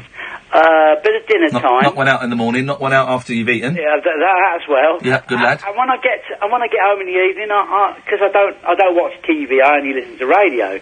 So I tend to use that for the interaction, and then when the computer goes off and I go to bed, I've got nothing, and I go to sleep, and the internet will time to come on at 7 in the morning type thing. So the internet is timed to come on at 7 in the morning. I've got is that happy time? My router, it switches the Wi-Fi off at midnight. So how do you do? Hang on a minute. That's actually not a bad idea. Yeah, well, it depends on your way of life. It was just you have to go into the router's home hub router. Oh, well, I'm not going to do that. Mark, listen, thank you very much. I appreciate the tips. Very kind of you. Darren, then George, then Andre. This is the late night alternative on Talk Radio. Talk Radio. 24-hour radio debate and entertainment. Talk Radio. We'll get you talking. Are you seeing this? Betway are giving all their customers a £10 free bet just for betting £5 on the England game. Goal scorers, correct score, full-time result, and and here I was thinking the World Cup couldn't get any better. A £10 free bet. Betway, for the love of the game. Single bet at odds of evens or over. 18 plus. T's and C's apply. BeGambleAware.org. At Green Flag, we think the AA are great. They've won bucketfuls of awards. They'll give you unlimited call-outs when you get in a pickle. Pickle. And they cover 100% of the UK. Very good indeed. So why do we think that is so great? Because Green Flags do all of this too. And we'll have you AA renewal quote. Green Flag. Common sense to the rescue. There may be a charge for call-outs with the same problem. Savings based on our closest equivalent UK vehicle cover for vehicles 10 years and under. T's and C's apply. The Nissan Navara Tecna is tough as always and smarter than ever. With a 3.5-ton towing capacity and a 1-ton plus payload. Class-leading fuel economy on manuals and up to 5-year warranty. All for £295 per month, excluding 20% VAT on business contract hire. The Nissan Navara Tecna. Business users only. £295 per month contract hire on Tecna grade manual. £1,770 advance rental.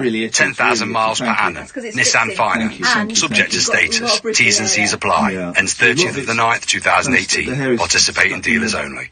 Nissan.co.uk. Meanwhile, in the Incredibles household, the Sky Broadband is, well, incredible. Dad, are you ready? Wait a second, Mom. Just downloading a film in my room. It's time to leave. Coming. We all pick them. We all flick them.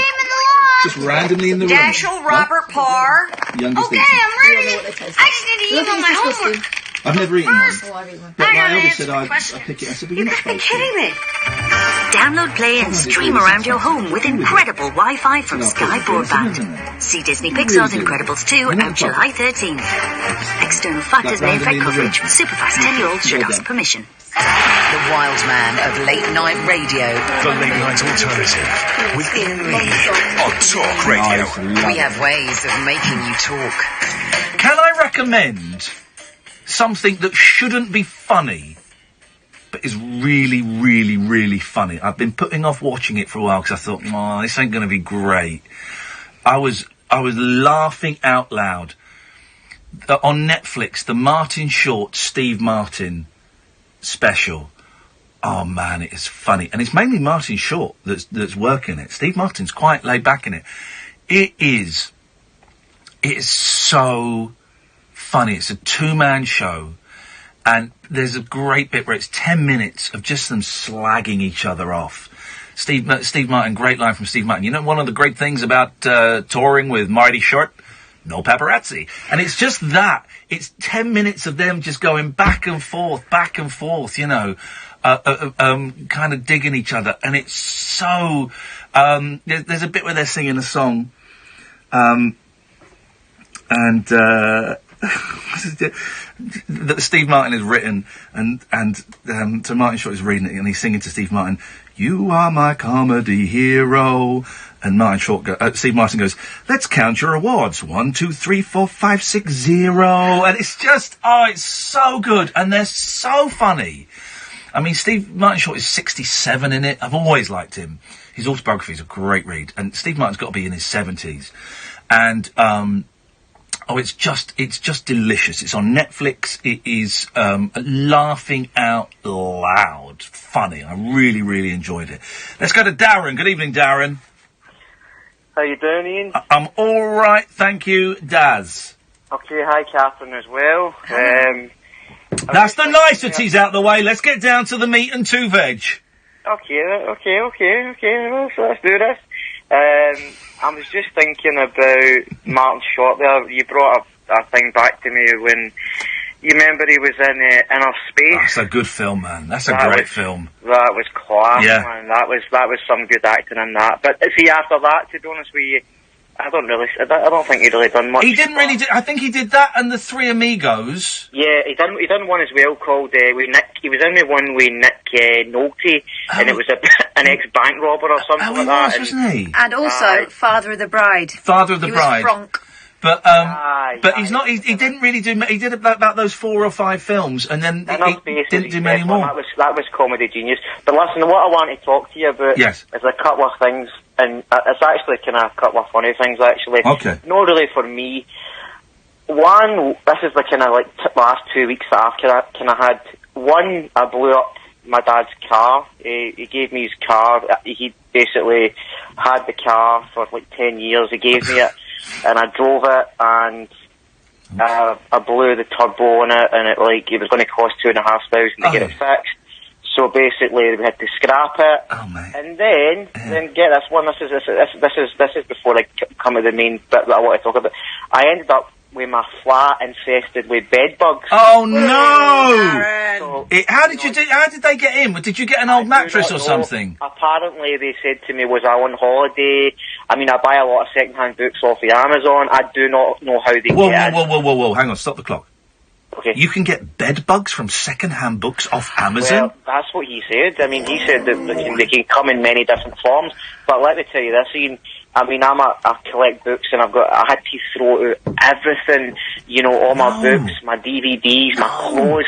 I'm talking about, I had to throw out my full flat. No, mate! Yeah, it was horrendous, man. But, and then what, did they then kind of seal it off and come and do the spray?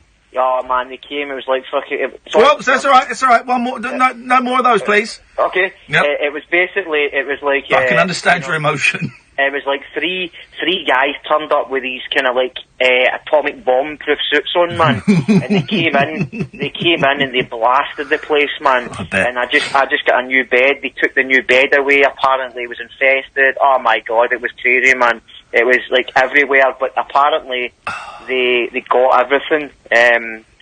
and they're coming back to double check. They come back. And did they? Because bed bugs, what they do? If I got this right, bed bugs live in the bed or under the mattress, and then they come out at night and they suck your blood. Mate, I mean, I get, like, the guy who came was like he must have been like a connoisseur of bed bugs, because he knew everything about them and how they worked and what they done, and he basically told me wherever I go, they go. Yeah. I mean, they were in my couches, and they were everywhere, man.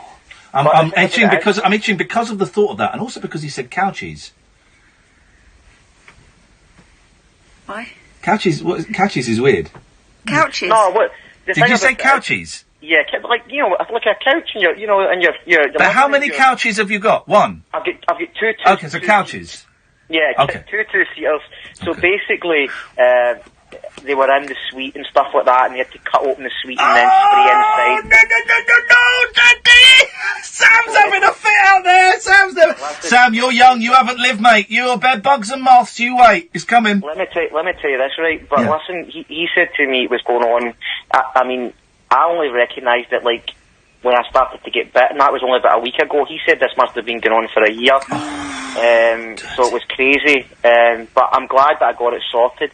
But listen, what I wanted to really talk to you about, and what was one of the things that was really kind of that I really want to talk about, is because I think it's serious, and it's something I want to do as well. Yeah. Is I keep on looking at Facebook and, these people with the fabulous lifestyles on Instagram, your friends, and I wonder if it really is that way, like, people only post the best stuff. No, they never post when they've got an infestation of bed bugs. But Darren, you know the answer to that question. No, their life isn't that fabulous. I know, but the thing about it is, I mean, when people post this stuff, I mean, see, when you're in a bad place, right, and I've been in a bad place at points, it can make your mood 100 times worse, man. Right. You suddenly start comparing yourself to these people with, lifestyles or whatever that they portray on these social media sites. Because you know why? I've actually done I've done this kind of stuff. I've actually posted stuff of me having a great life, and my life's an absolute falling apart when about me. Yeah. And I've posted, this, I'm going on holiday and my life's alright and my life's perfect, but really, it wasn't. Yeah. You know what I mean? So you were posting those pictures of lovely summer holiday and airports and things, but your life sucked. Well, I did at that point. Right, yeah. Well, I think that majority of other people are doing that. And they're also then scanning through Instagram going, well, hang on, this picture only got 60 likes, but his picture got 100 likes. What am I doing wrong? Yeah. I think because Instagram is a mystery to me, and I'm on there, and I was on there before I went in the jungle with 300 followers. I came out, I had 50,000 followers. I don't really understand it, right? But it is, everybody is comparing their lives. People are only posting, people are posting pictures of these perfect meals, but what they're not posting is the fact that they're probably arguing with their partner over the meal, or that they can't actually afford that perfect meal. Or I don't think anyone who's having a really good time in life thinks, right, I need to show this to a load of strangers. If you're having a really good time, you're engrossed in it. I mean, what? Sorry, I'm just interrupting there. That's right. But why do they do it? I mean, it's like basically everybody. It's like everybody's always trying to be better than the next. It's always like a never-ending competition about to see who's got the better car or who's got the. I mean, it's like that in Glasgow. It's like it's all about what kind of car you've got, what do you do for a living, it's all like fucking... Whoa! Right, Darren, we got to let you go, because that's two. We got that one as well, didn't we? Darren, listen, appreciate it, but up two, we've got to let you go. Those are the rules of the station, mate. Give us a call again, you're not banned or anything like that. Apologise to the people on YouTube, the bad language and all of that, 03444991000. But we've got the gist of what he's trying to say. Yeah, the F word. The reason people do that is the reason people have always done that. People have always shown off. Yeah. No one who's truly happy needs anyone else's approval. Can I read you a terrible, terrible story? Go on. Kind of ties in. Can't wait to get Matt Hagen, because this all ties in with him. Breast enlargement adverts during Love Island are fueling a crisis in young people's mental health, the boss of the NHS said. Breast enlargement adverts during Love Island, where everyone's got massive, beautiful boobs, gorgeous, perfect bums, that just the most perfect waistlines, perfect cheekbones, all perfect. Here's the other thing. The guys that stand out are the ones who otherwise would be really, really good-looking fellas, but their tans aren't quite as deep as the rest of them. They're not quite as muscular. Do you know what I mean? We were talking about the that poor doctor who is the brightest one in the lot, you know, and he's trying to kind of muck in with people who I don't think he's got that much in common with. But he's bright pink rather than having a deep tan, you know, like a normal person. Yeah. And he's actually got a really good body, but he's not as buff as the rest of the blokes. It's all like comparison. Love Island is Instagram in, you know, 60-minute live action form, and the fact that they would put so people will be watching this young, you know, I watch it, and I don't want to look all beefed up like them, but it does make me feel fat. You know, now, you know, I have issues around my weight at the moment and stuff, and I just can't seem to shift it. And I do watch them, and I look down at my gut and my moobs poking out of my t-shirt, and I think, oh, Jesus, oh man, I ought to be 22 and look like that. But we never look like that. No, we never did. They don't look like that either. But then young women watching it and going, I wish my boobs were like that. I wish my lips were bigger. I wish my arse looked like. I wish. And then they're putting breast enlargement adverts, plastic surgery adverts, transform breast surgery, do it for you. In that show, that seems, you know. Listen, I know Love Island isn't for me. You know, although I enjoyed it a bit tonight, but. That seems that to me is the same as having, and I don't know if it is this year, but having the World Cup sponsored by McDonald's and Coke. You know, the Olympics 2012 was sponsored. Two of the big sponsors were McDonald's and Coke. You know, this thing that was supposed to inspire our youth and people of all ages to get fit and to take part in sports, whether it's team or solo, to all this. And it's sponsored by McDonald's and Coke, two very, very delicious products. I love a Mackie D's, I love a Coke, but they ain't good for you. You know, however they might try and sell it, they ain't good for you. That's not the kind of stuff you want to be eating when you're playing, you know, netball or something. Yeah, the placement is cynical. It feels the same as this, putting a breast advert in. I thought that look was going out of fashion anyway, that hyper, you know, the boobs aren't as ridiculous. I mean, flipping out. Do you remember the Pamela Anderson style bolt-ons that we used to crave in the 1990s where it was like someone had stuck two baps on there? Yeah. You know, you could see them all roundy at the top. And, I mean, at least that seems to have dissipated a little bit. They are a bit more natural, but flipping heck. I mean, those girls are gorgeous anyway. 0344 499 1000. Busy all night on the phones. We're down to George and Andre. We will come to you guys next, but after that, the phone lines are empty. The late night alternative with Ian and Kath on Talk Radio. Greetings, Earthlings. We come in peace. We wish to communicate with your leader. I'm Howard Hughes. Join me this Sunday night from 10 for a trip into the outer limits. Untwist the lid on Talk Radio's specimen jar of the psychic, the supernatural, and the simply unexplained. The Unexplained with Howard Hughes. Sunday night from 10, Earth time, on Talk Radio. Across the UK, online and on DAB. The Late Night Alternative with Iain Lee on Talk Radio. Good evening, Andre. Hi, I've got 3 items on the agenda tonight. Oh, he's got an agenda. An agenda bender. Yeah, can we have the best of decorum, please, for these? Sorry? Right, the best decorum. I haven't got their album. Oh, okay. Right, now, the first one... Yes, Andre. Do you know Alexis Sal, or have heard of him? I've heard of him, yes.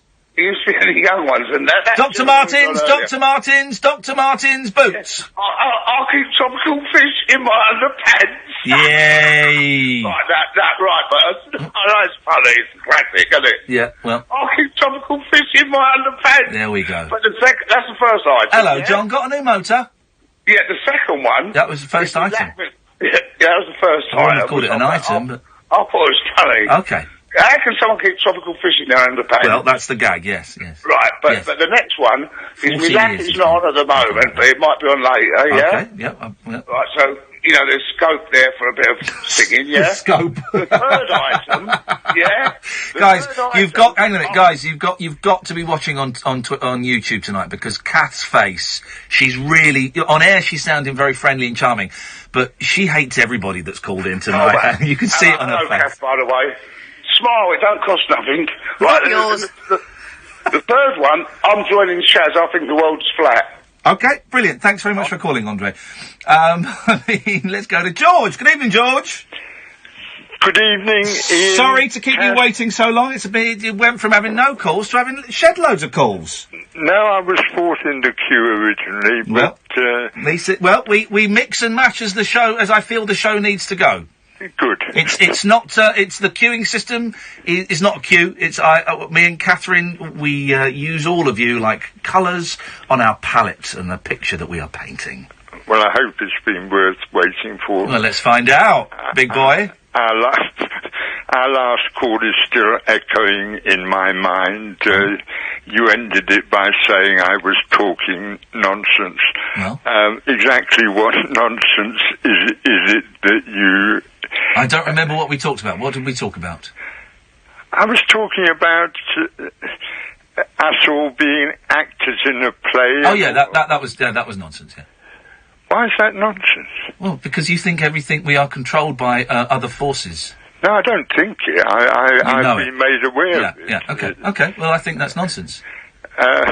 But George, I would say that, wouldn't I? Because I'm being controlled to say it. This part has been written many millions of years ago. I'm just playing my part. Absolutely. Yeah. Absolutely. But I still don't understand why you think it's nonsense. You'll have to ask the scriptwriter. Talking about script writing, I scribed a little lyric that the Wonder Party band is going to be the Wonder Party band anthem. Yes. And it's got 59 words in it. Let's hear it. And I'm just wondering if there's any listeners who are into music and playing music. Maybe they'd put their music to these 59 All right, words. I'll tell you what then, if you recite it, we have some very talented people listening. Dear listener, George is going to recite the lyrics. If you would like to turn this into a musical piece, then you can. Put your blank cassettes in, tape this, record it, do a musical backing, and then email it to me, ian@iainlee.com. George, away you go. It's called Our Play. Our play is written, produced, directed, and dated. Everything is relative, and we are all related. Very soon, the scene shall change. We'll be woken up to rearrange. A world of wonders is ours to make. So come on, for heaven's sake. Let's tick together. Let's mark what's right. Let's tick together. Let's spark the light. That's it. Okay, well, let's see what our musical geniuses out there can come up with, Catherine. Maybe we'll come up with an Iain Lee Wonder Party band. But it's very, very... It's only 11 days to go to the official launch of the Wonder Party. That's a short time to put a band together. Not necessarily. Not necessarily. It's only 59 words. It depends what kind of effect you want to make. Yes, that's true. True that. Well, we're looking for a world of wonders. Yeah, well. All thanks to the Iain Lee and Cass. And it's got nothing to do with me. Shut up. The late night alternative. There you go. You see. There you go. What did you get up to at the weekend, George? Anything exciting? Not really. I got involved with people who are occupying a building in Tottenham opposite the police station. Oh, yeah. In the High Street. When you say got involved with them, what did you do? Take them some reefer? No, got a band together there. It's the Let's Tick Together Wonder Party band. Of course it is. Led by an old connection of mine called Captain Riz, who stood in a couple of elections for me in the past. Yep.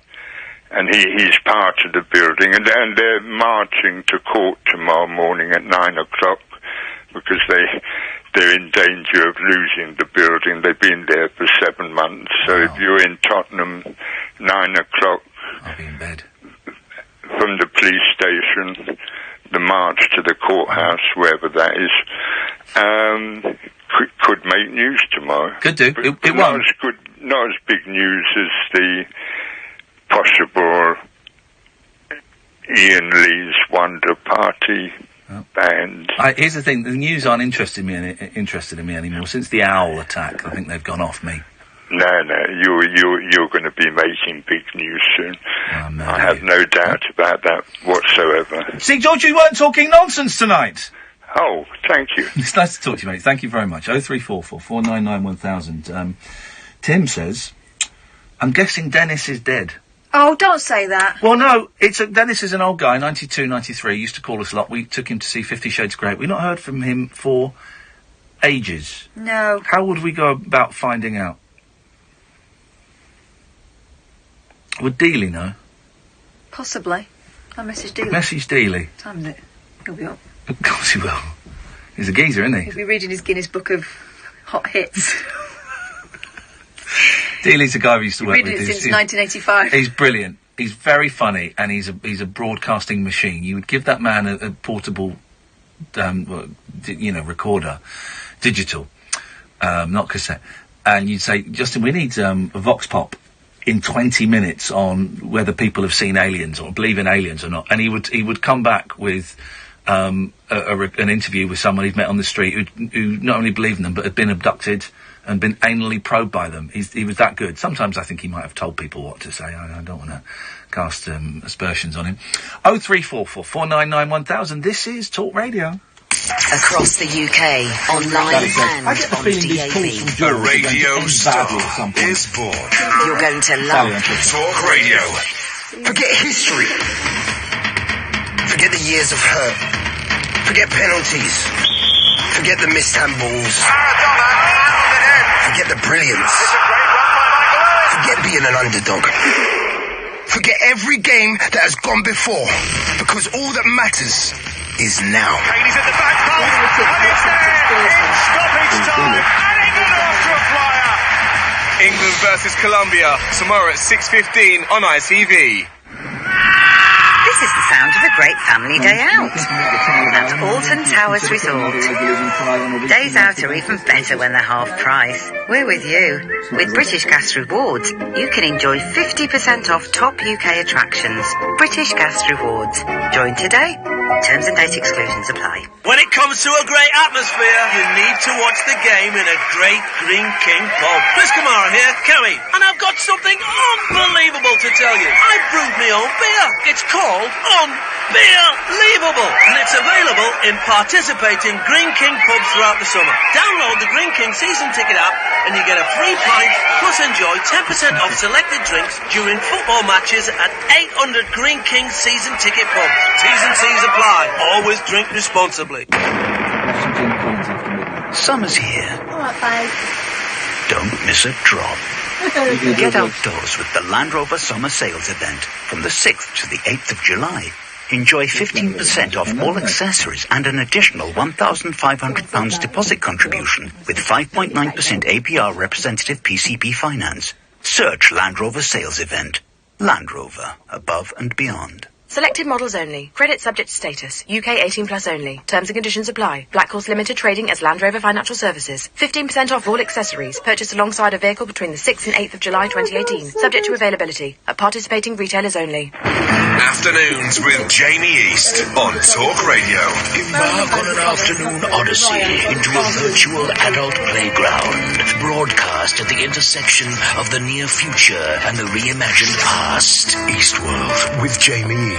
Tomorrow afternoon from 1 on Talk Radio. A world of adventure. Mad props to the West Wittering posse. A world of fantasy. Is there anybody out there? Is there anything out there? A world of age-inappropriate footwear. How much flack have I had this week for the clothes I wear? Eastworld with Jamie East. Tomorrow afternoon from 1 on Talk Radio. I was going to turn up in a nappy next week.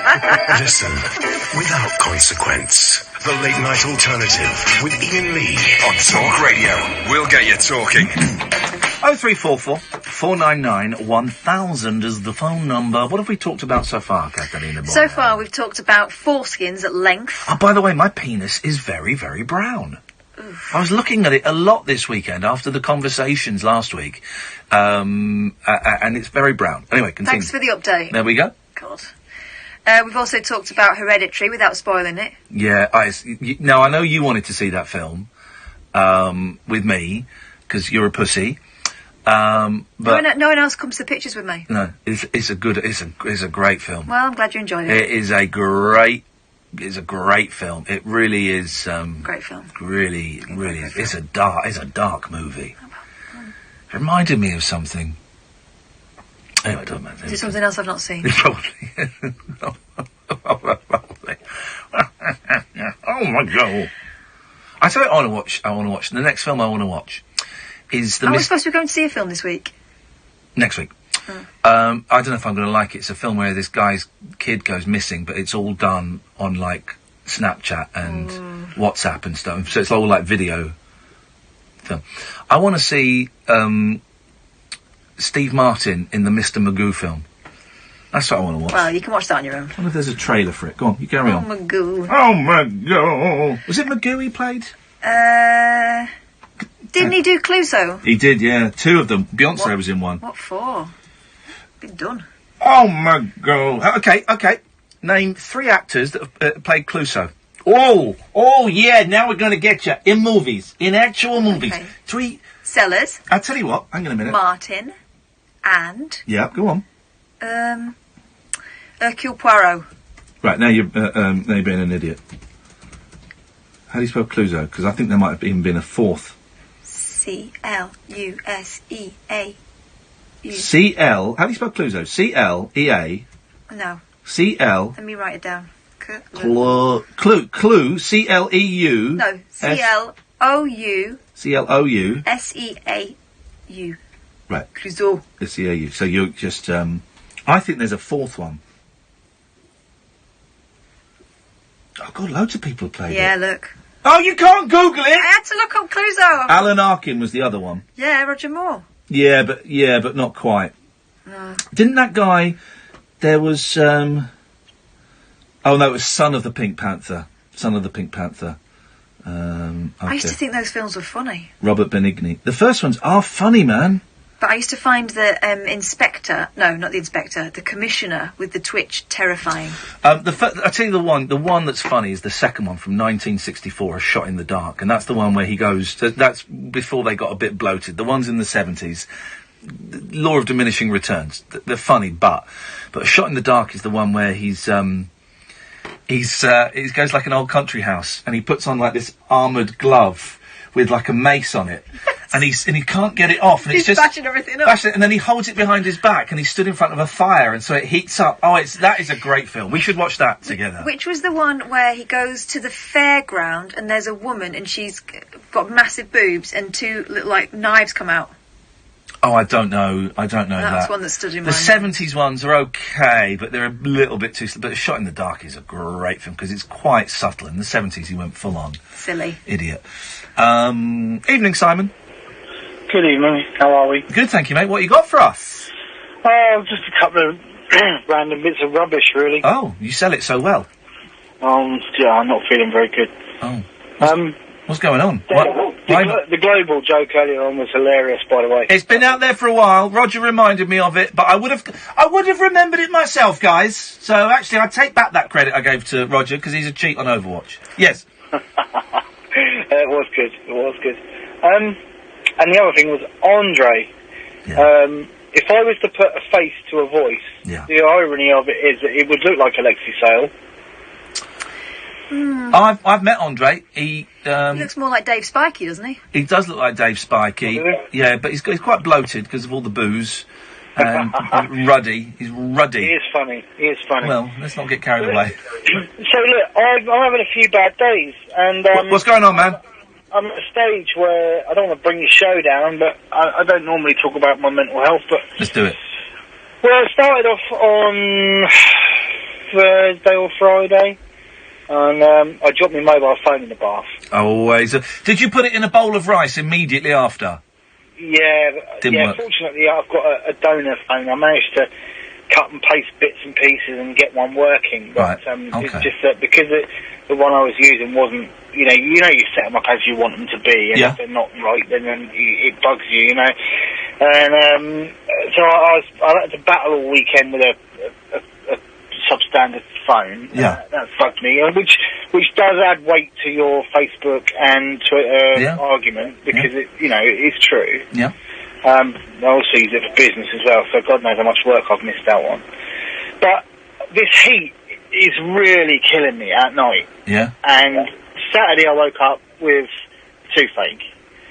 So I had to go and have that all sorted out. Not that they did anything, they just gave me some antibiotics. So so I've had all that to contend with as well. And now I'm just at a stage now where I've got loads of little bits and pieces I've got to do, and I just can't be bothered. I can't face anything.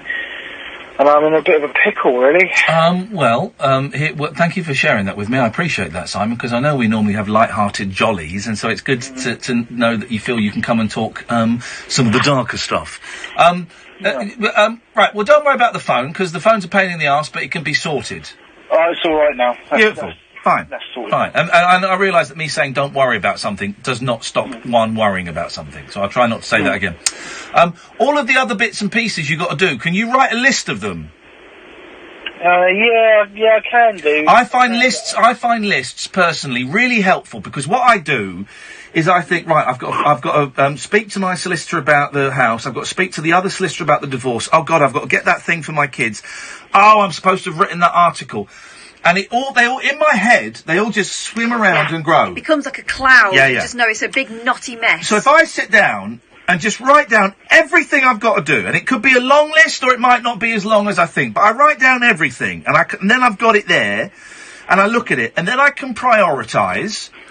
Then I can pair a big one up, like, I don't know, write a 1,000-word article, which I haven't got to do, but I'm using that. Write a 1,000-word article. I can pair that up with a small one, like, I've got to go and buy a comic for my kids, And so you're not got all the big ones sat there together, because that makes a long old day. And also, you're not sitting there, and what I do when I know I've got loads of stuff to do, and as you say, it all sort of ends up in this big tangly cloud in my head.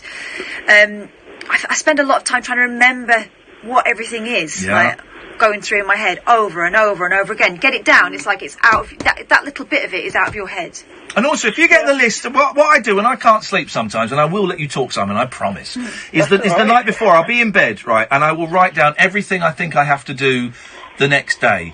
And when I get up in the morning and I look at that list, I then focus on one thing at a time. Instead of doing that scattergun approach, which I tend to do, I focus on one thing at a time. And the satisfaction of being able to pick up your pen and draw a line through it, or a tick by it, or a little star, or whatever it is great. But also, a lot of the stuff that you think about at the night, when you look at it on a list in the morning, you go, do you know what? I don't really need to do that. I don't need to do it today. It's not something that's urgent. Or sometimes you don't need to do it at all. It's just stuff that's been going round and round. I don't want to wheel on your bonfire, because you're absolutely right what you're saying. But the crazy thing is that on my phone I have a whiteboard, which I keep all my lists and everything on. And even though the phone is now recovered, the one app that's not working. Right. Well, you don't. But that's a bollocks app. You don't need. That's a stupid app. You don't need it. I'm sure it's a bit of paper and a pen. Yeah. I see. Because you know what you're saying about the thrill you get when you draw a line through something. Yeah. I get that when I get to delete it off the whiteboard. Okay, but the whiteboard isn't there. This is that anxiety that I'm feeling around not having Twitter. It's around electronic things that make us feel a connection. You don't need that app. You do not need that app. You need a pen and a paper.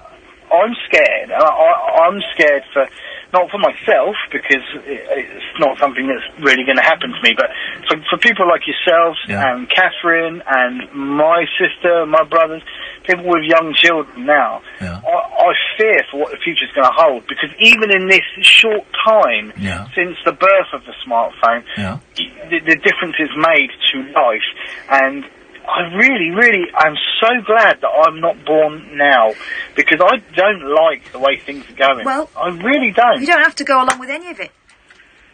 I'm not. No, but you do. I'm not. Tell you what, no. My daughter is asking for a smartphone. She ain't getting one. You get sucked in, but then you have to you've got to edit it. Suck yourself off. No, hang on. You've got to. Oh, baby. There we go. Help. I used to be able to when I was a teenager, as I've told Catherine. I'll try and show you later, but I It's don't. all right. No, I can I'll show you. I'll show you on air after the news. No, it's fine. But the thing I am finding with Twitter, and I'm going to be honest, I've got Twitter open during the show, and I'm looking at it, and I don't know how good that is, but we'll see. Is that you can step away from it? You can step away from it. You can shape your future and the way you interact with technology. You don't need a whiteboard app. It's something that it's someone has made up a thing for something you don't need. You got pen and paper. You got the notebook on your phone. I take notes on my phone. You know, if I've got an idea for the show, I'll just jot it down. Well, it's the same thing. Yeah. It's just that it's on a widget rather than have to go into an app. Isn't it interesting that it sounds like you are using the loss of this whiteboard app to stop you from facing all of the other things you've got to do? No, I know what I've got to do. I just really can't be. I think I'm at that stage. I don't normally. My mental health is normally very successfully managed. Then don't do it. What happens if you don't do it? Oh, nothing. Right, well, don't do them then. Don't do them then. No, I know. But I just like to have things done. I like to be organised, and it bugs me. I don't like loose ends. Let go. Before I go. Yeah. Can I say something a bit controversial without? Is it about sending all Muslims to the Isle of Wight and bombing it? No, I'm ringing LBC for that one. Oh, okay. All right. Good. Okay. Right. Yeah. What? Because that's what we're doing in the next hour. If you got to cut me off, then that's fine. I completely understand, right? Okay. Gosh, but where's this going? I love this radio station. Yeah. And I listen to it all day long, right? Uh-oh. I cannot understand why your company, whoever your bosses may be, allow one of your presenters to treat this radio station with such contempt that they can't be bothered to come in half the time. And I've just found out that person is now on 2 weeks holiday, for goodness sake. You're speaking, of course, about Eamon Stay-at-Homes. I am. A name that Catherine... I think it's terrible. Well, here's the thing. I have no idea... I've joked about it with my boss because it's noticeable, and Drive Time is the second biggest show on the station. Yeah. And I like Eamon a lot. I don't know him very well, but he's always, apart from once, always been very, very friendly to me and very, very helpful to me. Okay, so I'm putting that out there that I'm a fan of Eamon's. But and yes, he does seem like a really nice guy. Oh, he's lovely. He's lovely.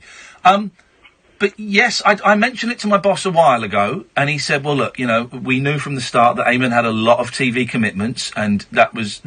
I can't say too much about it, because I don't know the ins and outs, and I don't want to slag off a colleague, because I do like the bloke, and I don't know the decisions. But yes, I understand what you mean. For me, this is the greatest job in the world, and if Kath knows that if I have to take a night off sick... I always call it in at the last possible moment because I hope there'll be some miraculous cure. And when I book a holiday, it's, when I went to New York, right, I booked Wednesday, Thursday, Friday and Monday. Instead of booking a whole week off, I booked 4 nights off because I don't like being away from this job because this to me is the best job in the world, Well, and we still feel like we're building something. Yeah, we are. We're building something.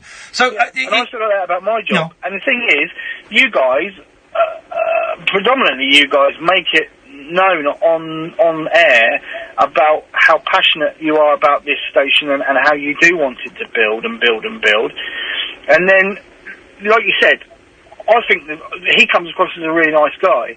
But if I had a driver working for me that treated my business with the contempt that he... Well, I'm going to move on now, because contempt is a hard word, and, and I appreciate that, Simon, and I hope you feel that you got a fair crack of the whip and we're allowed to say your piece. I think contempt is we have no idea what is going on there, we have no idea what the deal is, what the situation is. His arrangement with the boss is between them. Is between them. I hope you feel that, we talked about it as much as we could, because I don't really want to... slag off another presenter here. Apart from Julia Hartley-Brewer, I think is terrible. But I do have a lot of time for Eamon. I think he's a nice bloke, and as I say, he's always been very, very helpful to me. And who knows? I wish I had such a good contract where I could go off and do lots of TV work and stuff. But we're doing this. Sheila, stay there. We will come to you in a bit. 03444991000 is the telephone number. This is Talk Radio. Talk Radio. Digital debate for the UK. Pick up your phone and Talk Radio. We'll get you talking. When the McCulloch man mows his lawn with his McCulloch lawnmower, he powers through even the toughest grass with one goal in mind, to finish the job before the match starts. And with his McCulloch lawnmower, he's got the power to get the job done. That's why his mates envy his lawn, as well as his team. Get your McCulloch lawnmower and other garden power tools at good DIY stores nationwide, or at McCulloch.com. McCulloch, the power to get the job done.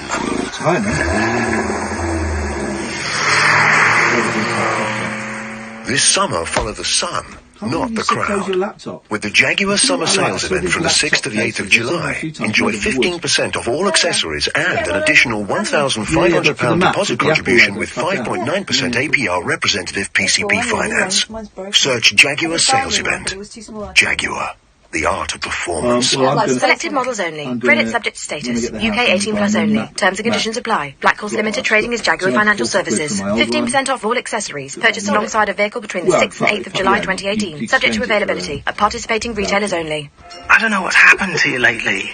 You used to be so bright, so full of life. Now everything's just, well, dull. It's difficult to see where this relationship is going. Actually, it's difficult to see much at all. You just don't get the bigger picture. I should have realised when the cracks started to appear. You're just not the phone you used to be. Fallen out of love with your mobile? The new Samsung Galaxy S9 features astonishing resolution on a razor-sharp infinity display. And until the 2nd of July, EE has a Samsung Galaxy S9 with 30 gigabytes of data for the low price of £43 a month. Subject to status, £30 upfront charge, T's and C's apply. Visit ee.co.uk. Across the UK, online and on DAB. Talk Radio, on the hour news headlines. Good morning, I'm Danielle Yawowiecka. A specialist diving team's reached 12 boys and their football coach who've been missing for 10 days in a cave complex in Thailand. We are coming, it's okay. Many people are coming. Many people. We are the first. Many people come. I am really happy there. We are happy too. That's from a video filmed by the country's Navy SEALs. A massive international effort's been underway to get the group to safety. The difficulty now is getting them out as the underground cave system's completely flooded due to heavy monsoon rain. Hollywood film producer Harvey Weinstein's facing new criminal charges in the US for alleged sexual assault. He's already pleaded not guilty to 2 previous charges of rape and other sexual crimes against 2 women. The new charges relate to a 3rd woman, and if found guilty, they carry a minimum 10-year jail term. Theresa May says she wants a future customs relationship with the European Union in place by the end of 2020. The Prime Minister told MPs that was so a backstop arrangement on the border with Northern Ireland wouldn't be required. There are calls for a temporary ban on bouncy castles and other inflatables in public spaces after a 3-year-old died when one exploded yesterday. Police are trying to work out what happened on Galston Beach in Norfolk. Superintendent Roger Wiltshire is heading the investigation. I would send my condolences on behalf of myself and my officers. We can't imagine what the family are going through at this time. They are being supported by our trained family liaison officers. They were with them yesterday and will be with them as long as the family need them. And in football, Belgium have reached the World Cup quarter-finals after beating Japan with a dramatic injury-time goal. They won 3-2 and will face Brazil next on Friday. Your weather, feeling cool overnight, but plenty of very warm sunshine on the way once any early mist clears. Across the UK, online and on DAB. Take a far-out trip into the twilight zone of late-night radio with Ian Unmissable late-night radio with the original king of unconventional conversation. Make contact with Iain Lee. The late-night alternative with Iain Lee on Talk Radio. So, I was in Windsor today, it was hot, and I went to one of the 2 train stations, I'm not going to say which, just to sit down for a bit, because I was waiting for my kids to finish school, and I didn't want to sit outside, so I sat in the shade. And sat 1 seat away from this old guy, and I was reading, and he started talking to me. I was like, oh, Jesus. And he had a North American accent, and he was asking, he was talking about the weather. There's a cool breeze here. I said, yeah, it's very cool. And we got chatting, and basically he was from Canada. He was on a cruise, and they'd got to the UK yesterday, and they'd seen London, and they'd come out to see Windsor, and In fact, I met 2 tourists. I met an American in the car park who didn't have change for the car park, so I gave him £1. He said, I said, whoa, no, hey, listen, welcome to Windsor, you enjoy your trip. I looked over at the castle, I saw the Royal Standard, I said, she's in. And I walked off. So I was talking to this guy, and and then his wife came over, and she said, I got the tickets, and he said, I'll be over in a bit. And then his children came over, they were in their 40s, this is how old this guy was, right? And they were chatting, and I was chatting to this guy about Windsor, and about kids, and life, and stuff. And he said, that's my wife, we've been married 59 years. I said, wow, that's incredible, that's incredible. And I went back to reading. I thought, do you know what? As someone whose marriage has not lasted that long, I'm going to try and get some advice from this elder. So I turned to him, I put the book down, I said, look, so I don't think this is rude. Can I ask you, how have you managed to stay together for 59 years? Right? And this is a great bit of advice for everybody. He said, well, we both love the Lord. I went, right, okay, yeah. You're nuts. Okay, got it, right.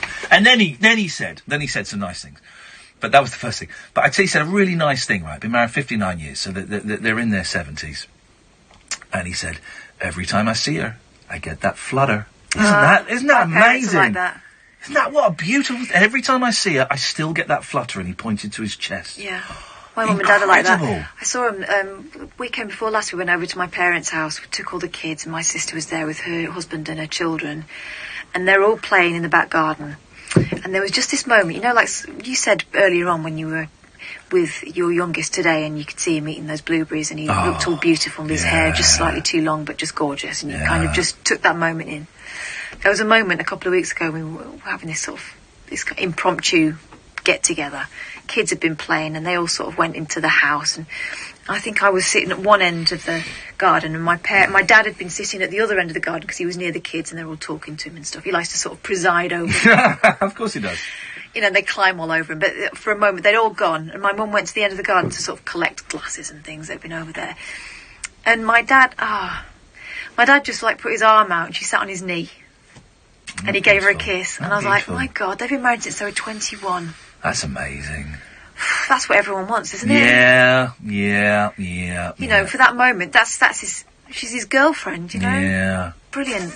Yeah. And who knows what's gone on? You know, my mum and dad have always seemed really solid to me, but who knows what goes on? Do you think your dad's experimented with men? No, not at all. But what I mean just asking. I'm sure it's not always been easy. My dad used to work nights, and, you know, there were ships that crossed in the night sometimes. Yeah. And I remember my mum sitting up waiting for him to come home from work 1, 2 in the morning or whatever, and she's kind of put herself out to make sure that she was always around for him when he wanted, you know, she hasn't really got other mates apart from my dad. Yeah. She's got a couple, but not many. So there's been sort of sacrifices and stuff, but flipping heck, what? Can I ask you a question? Mm-hmm. Do you think your dad would like to experiment with men? Because do you fancy him?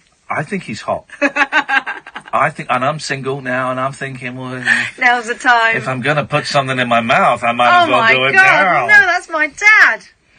If I'm going to put someone's dad in my mouth, it might as well be someone I know. Your best friends. No, because that wouldn't be weird for us, would it? Hey, Kath, I've got to tell you, before we do the show tonight, suck your dad off. I'm your new dad.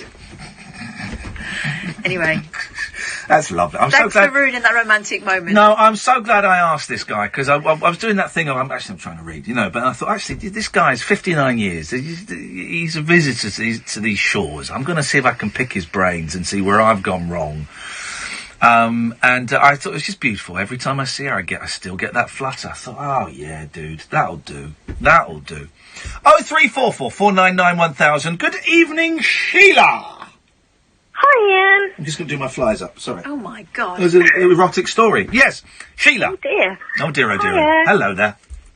Probably a theme, actually, because I normally phone you when I'm, like the last caller said, sort of feeling a bit up, but today I'm not feeling so good. So just thought wanted to call you and talk about social media. Yeah, go on. Yeah, I'm not really into it. I haven't really been involved with social media. So I'm a bit distracted because there's a real echo on the phone. Is it? Hang on a minute. Right, I'm going to do is I'm going to click you. Sometimes if I click you here, and then I click you there. Has that echo gone? Yes, it has. There we go. No, it's better. Oh! Do you want to... All right, hang on a minute. I'm going to hang up. I'm going to try and call you back and see if we can get rid of it. Thanks. Because you won't believe who's calling in now. Don't look. You'll see it in a second. Let's get Sheila back first, and then we'll go. to that caller. It's a surprise. A blast from the past. I think we sent up the bat signal.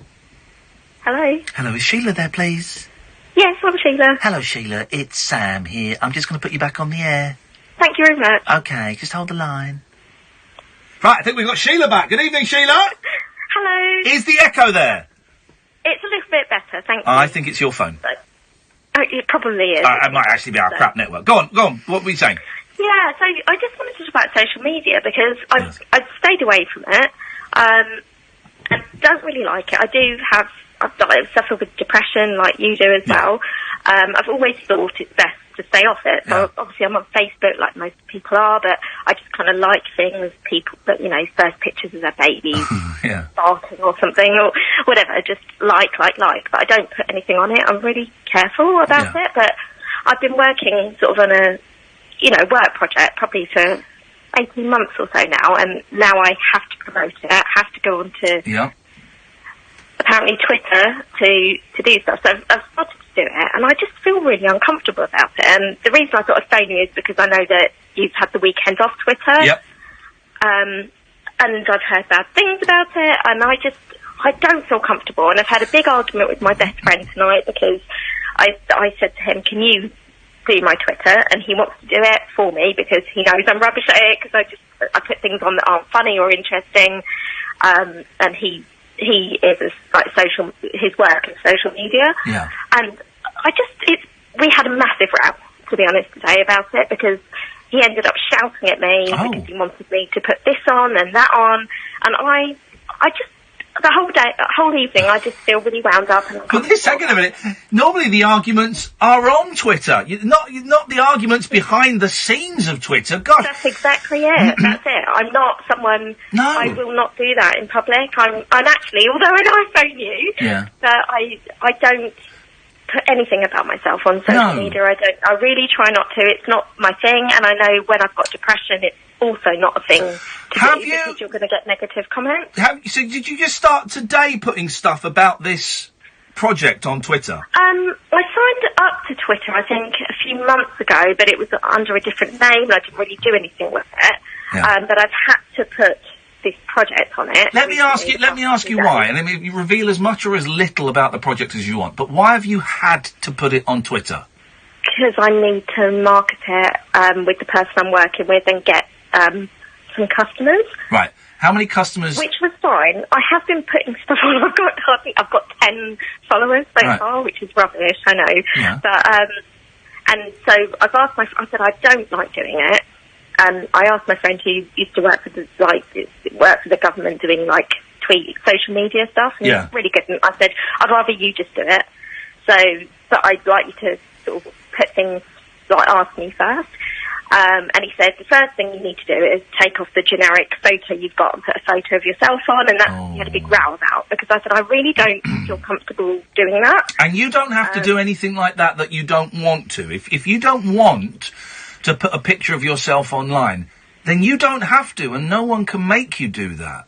No, and that's what I kept saying. I want to think about it. I don't feel right doing that, and it's not.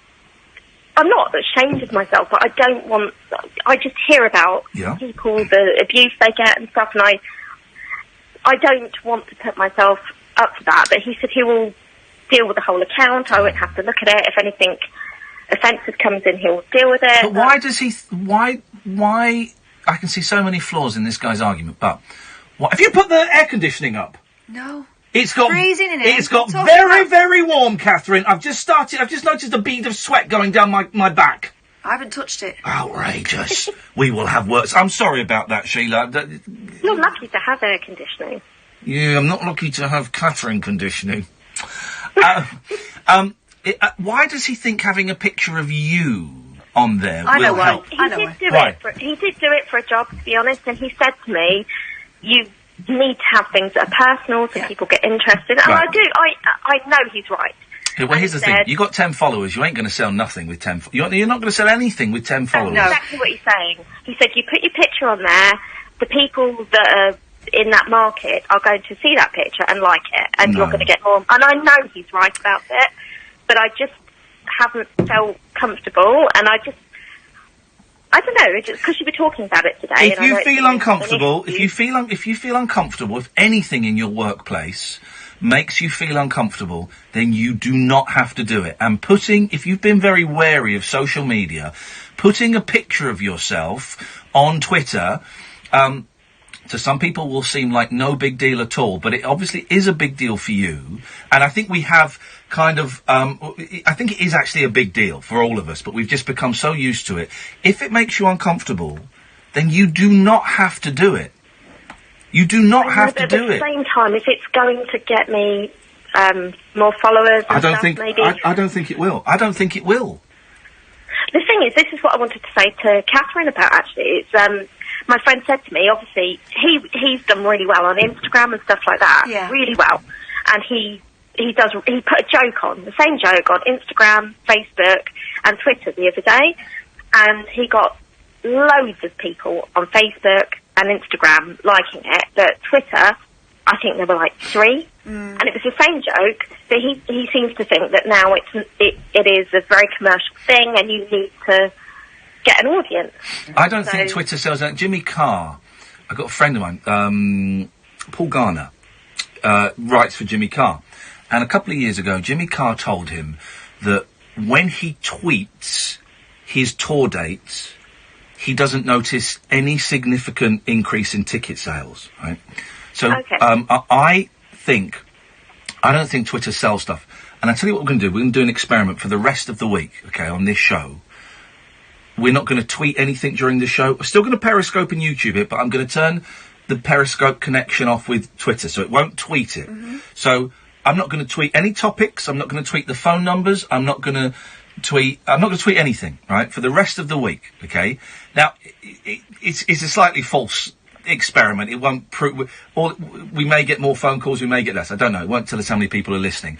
But I really wonder if us tweeting stuff actually generates... I don't think it does. ...content. I don't think it does, because to be honest, I only... Obviously, I'm not a big example because I'm not into social media, but I do... The people that are on my thing are the people that I like. So I'll actively look for the people I like and follow them. And I must say, the one thing it did make me do is watch your YouTube thing. The trial the other night. Because normally I just listen. And I had some work to do, so I thought I can't really listen. I could listen to the radio, but I put it on the computer and I watched you both, and it was amazing. I really liked doing that. It felt very different watching on YouTube. Doing the live trial? Well, the YouTube's there all the time, every night, so people can watch it. Oh, is it really? Oh, yeah, youtube.com/Iain Lee. We do a live feed every single night that Matthew moderates for us, and it's a nice, friendly environment. So you'd be welcome to come along and join and watch in there, or you can watch them afterwards if you've missed the show. It gets recorded and stays up. So is this an ongoing situation for you, Sheila, that's going to carry on throughout the week? Yes, it's going to be a thing for... Yes, I have to be on Twitter, and I was on Twitter. I was perfectly comfortable, but like I said, it was a generic photo, and the argument today was about putting a photo of myself on, and this is what I want to speak to, just mention to Catherine, the sort of feminism. I don't want to be just... He does know his stuff, and he's completely a feminist, but he said, these days, he really is, right old lefty, and he's just... But the thing is, you cannot get any followers on any social media if you're nobody without putting in a photo. I don't know how true that is. I think it's really interesting. So you're a woman, or... Let me say one thing, then you come in. I just think it's really interesting. It's a bloke telling you to put a picture of yourself on to sell yourself. No, but honestly, he's like you, Ian. He's a real kind, soft person. He's like my best friend. He's nothing like what I'm making him sound like. No. Not that. He knows exactly how I feel, but he's like, we need to get some interest in this website. Here's what I think he's driving at, and I may be wrong. When I'm on Twitter, if someone speaks to me on Twitter, I always prefer if it's someone with a real name and a real picture. Otherwise, it could be anyone. That's exactly it. And I don't take them as seriously. And also, you know what it's like when you're on Twitter or anywhere really, where you can get I don't know, you just can't, there's no connection to I've not got a connection to a brand. I wouldn't follow a brand, but I might follow the person behind it. So, for example, let me just pull a name out of the air. Jo Malone, if she was still running her perfume, she's not doing them anymore. She does her own thing now. But I'm interested in her. I'm not necessarily interested in following a brand where they're just going to send me loads of adverts. Yeah, absolutely. So it's I think that's what he is getting at. And that's what he's saying.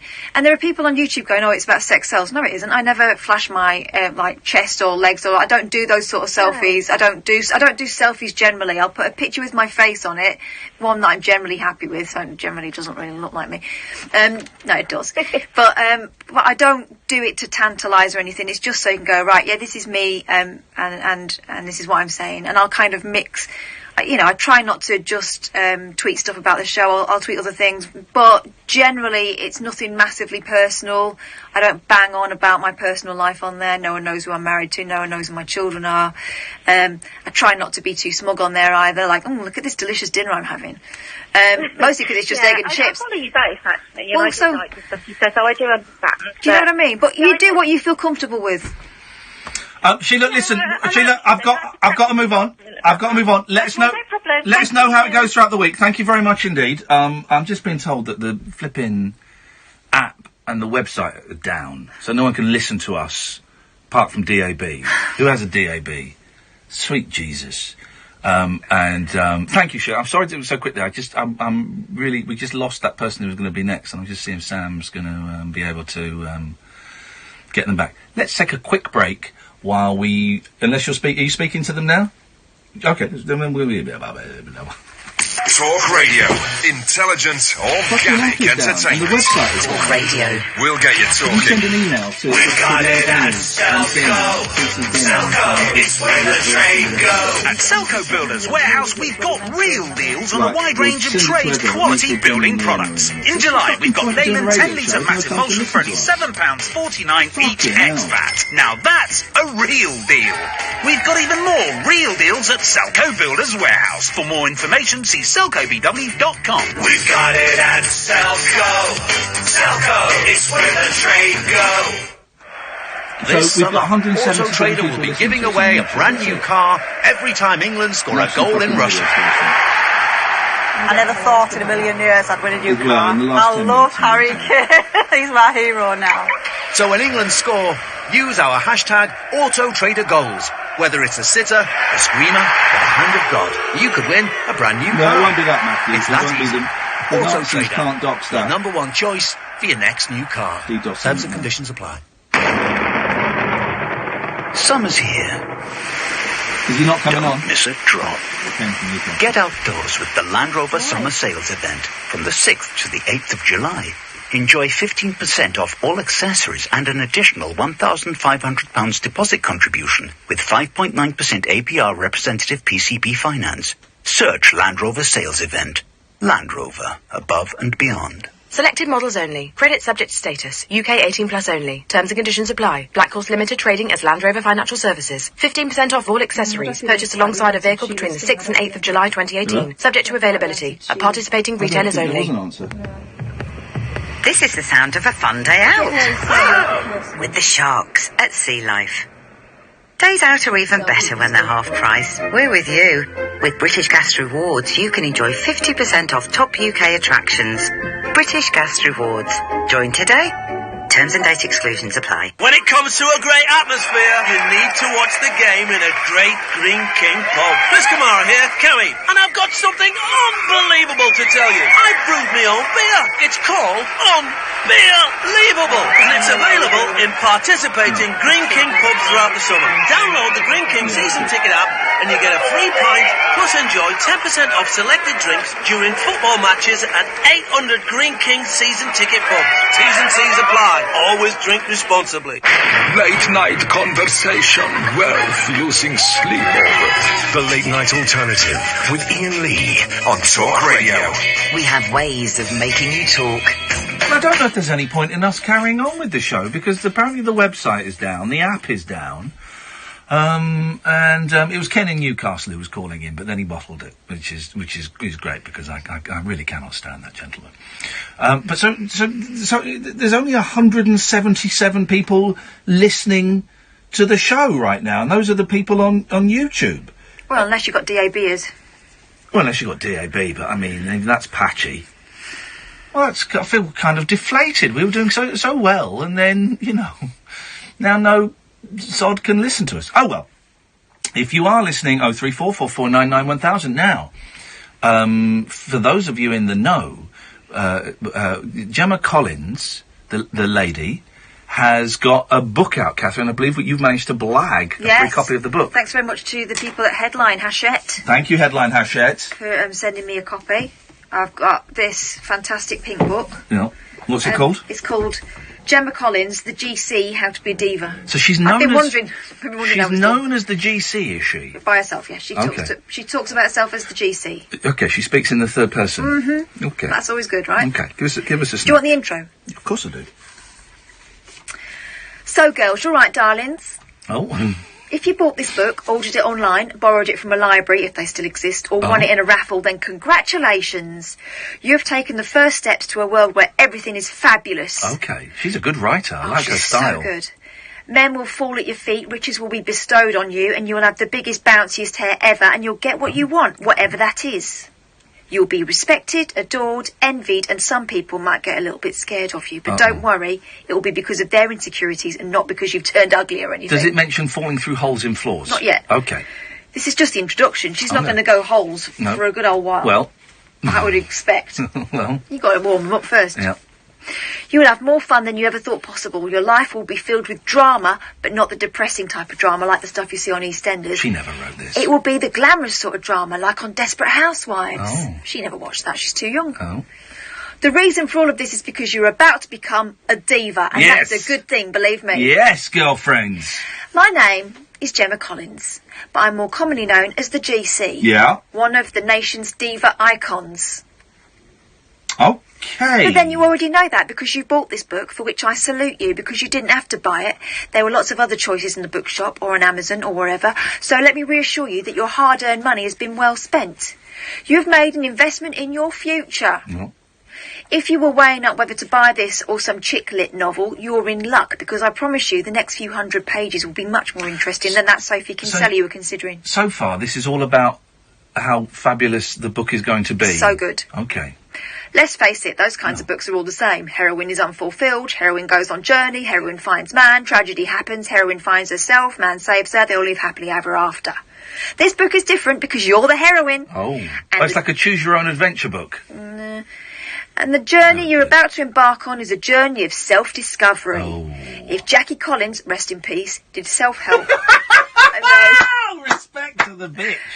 Then this is what she would have written. In fact, thanks to my psychic ability, more of that later, I'm channeling Jackie as I type. Right. Literally, there is Brentwood glamour dripping off my shellac onto the keys of my laptop as I write this. Wowzers. I don't know how much of this is actually from her own fingers. Should we delve in? We'll go further. Go on. Let's plough in. Come on, plough in. Elizabeth, cat's in, Riz. Stay there, we'll come to you in a bit. All right, here we go. Do you want to... let's look at some of her inspirations. Okay, go on.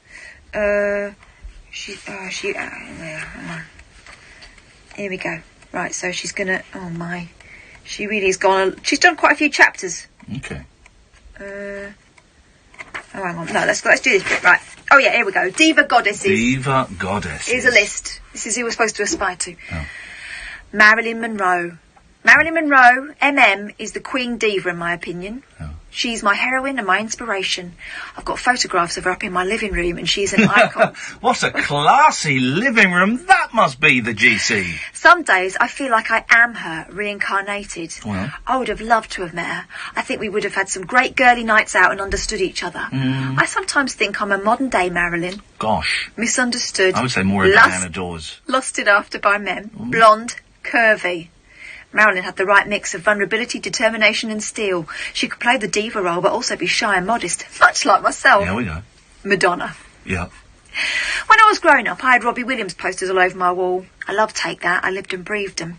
Robbie was my favourite. I wanted to be with him physically. Oh. That boy who's now a man ticked all the boxes for me. He was wild. He was dangerous. He was this. He was that. She's actually written he was this. He was that.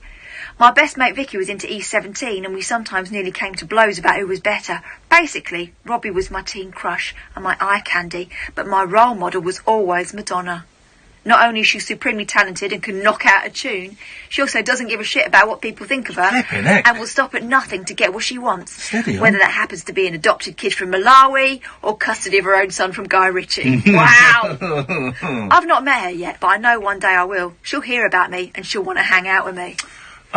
Why does this book... I know I've met Gemma, I like Gemma, but why does this book exist? Because we all want to be a diva. Well, let's hang on. Let's ask Elizabeth. Elizabeth, do you want to be a diva? Who, me? No, you must be joking. Oh, okay. So Elizabeth doesn't want to be a diva, Catherine. Oh, maybe she already is a diva. Could be. Hong Kong Phooey, could be. Hello, Elizabeth. What have you got for us? I phoned you about a couple of weeks ago. I wanted to phone to see how you're doing, how you are. I'm all right. Are you feeling any better? I'm all right. Etsy-ketsy, as the Greeks say. That means up and down. But it sounds better, etsy-ketsy. I'm all right. Yeah, that's good. No, I phoned you about a couple of weeks ago. And how are you, Elizabeth? Me? I've got some news to tell you. Are you pregnant? I didn't get you pregnant on the phone, did I? Because that can happen, I think. Damn, you knew. No, it wasn't that. No, my radio boss... you're the lady who got loved up and felt up and all kinds of wonderful things with her boss at the radio station. Don't cheapen it, it was romance. How long have you been going out with him now? We've known each other for 8 years. Right, and the question was, how long have you been courting? How long have we been courting? About a month and a half. Alrighty! And what, he's going to take you away on your first holiday together to Bognor? More like Costa del Skeg. There we go. All right. Yeah, on the bumper cars and, yeah, great fun, surely. But no, he took me away over the weekend. We went down to Canterbury. Beautiful. Mini break. There we go. This is great. We did. We went to see Darren Brown. Yeah. And like Darren, he's good. Yeah, Darren's lovely. Yeah. And he proposed to me.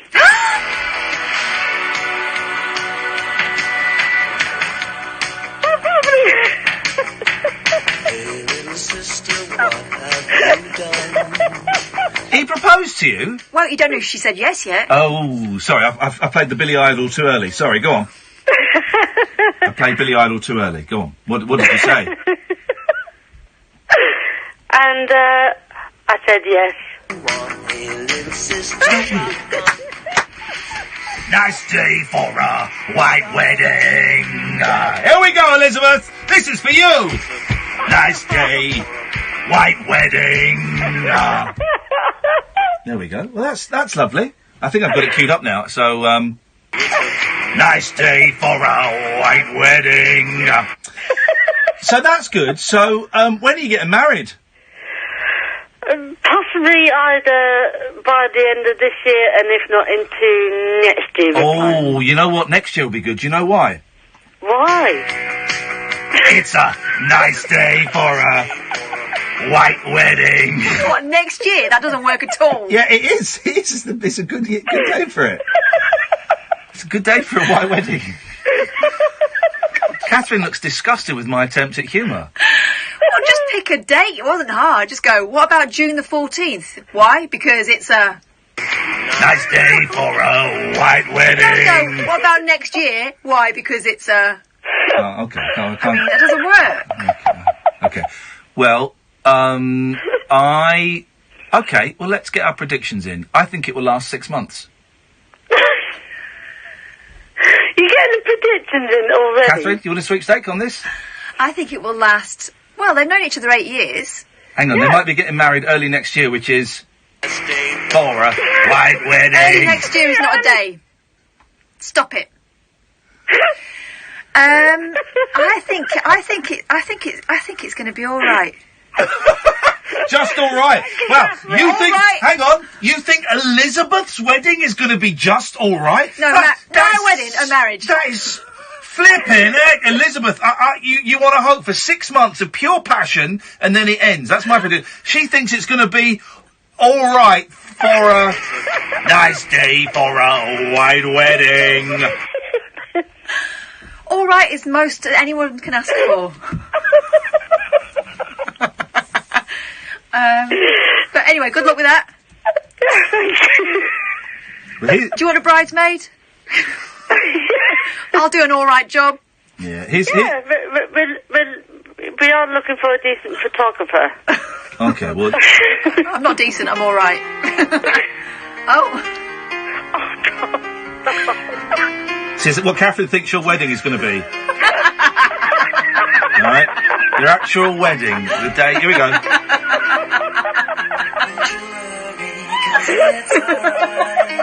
Don't you worry, child, We'll get to the chorus.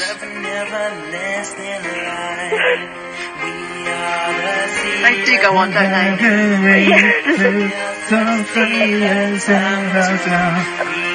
That's the fellow who ran over himself, so I don't really think he's a good He was advisor. eating a jacket potato! He wasn't. All right. Right, now I've got it queued up. Right, okay. Here's how Catherine thinks your wedding day is going to be.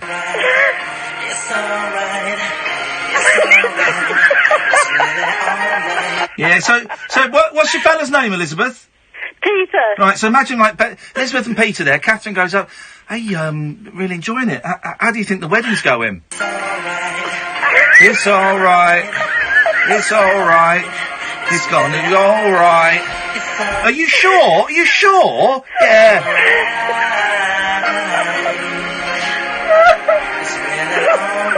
You don't sound convinced. All right, then I'll say it louder. Stand back, everyone.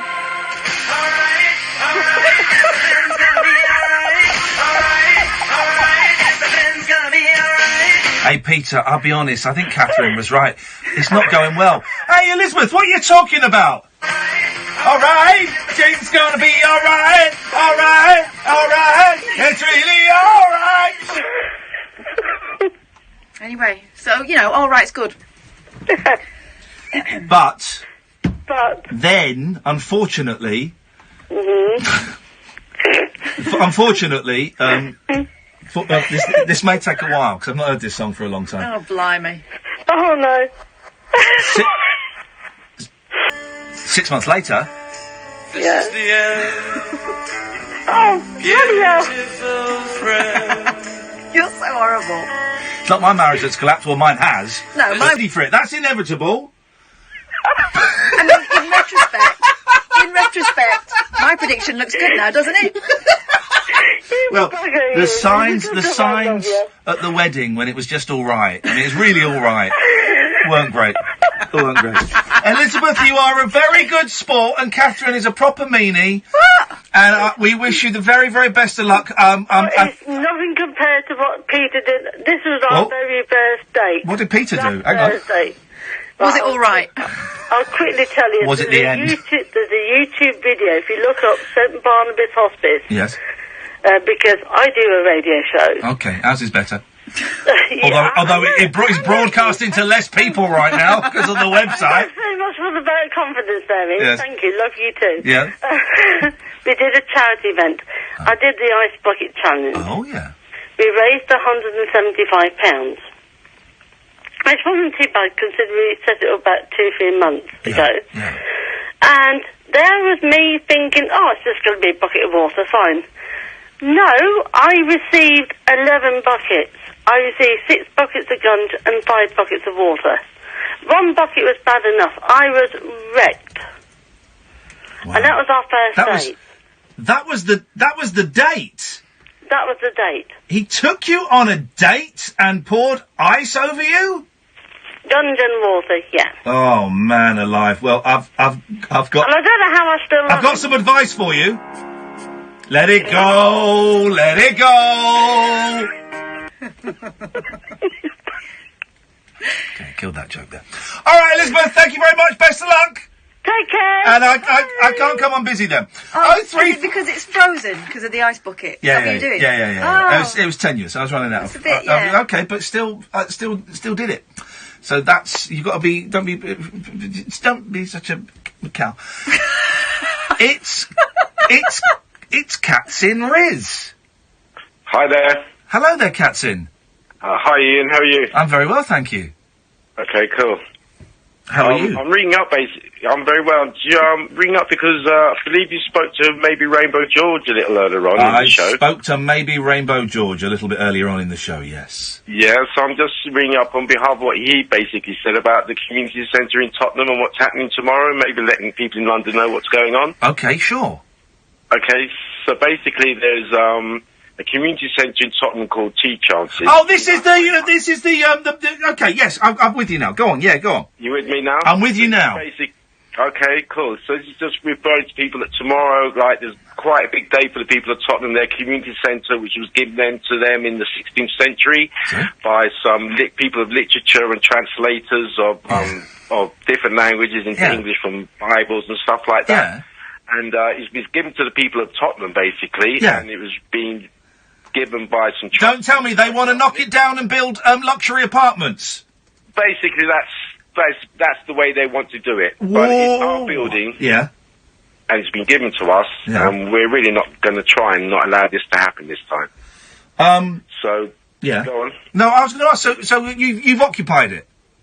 Well, it's the community workers have sort of occupied it, and it's sort of one of these where when is a squat, not a squat, when people are allowed to be in the building, but the trustees don't want them to be in the building. Okay. So it's that sort of, it is a really weird predicament, but tomorrow we're going to Edmonton County Court to try and get this squatting order thrown out, basically, so they have to deal with the things correctly and not just say there's a bunch of squatters in there, which there's not. This is this the St Anne's site? The St Anne's, not really. It's actually, no, it's just Tea Chances opposite, basically, Tottenham Police Station. Okay. It's its own bit of land. And it's a beautiful building, really, that's been allowed to run down. So basically, they say there's no community people in there. It's beyond disrepair. The usual way they get rid of community centres. Yeah. But they've got a bit of a match this time because there's a group of community workers in the community that really got their act together, hopefully.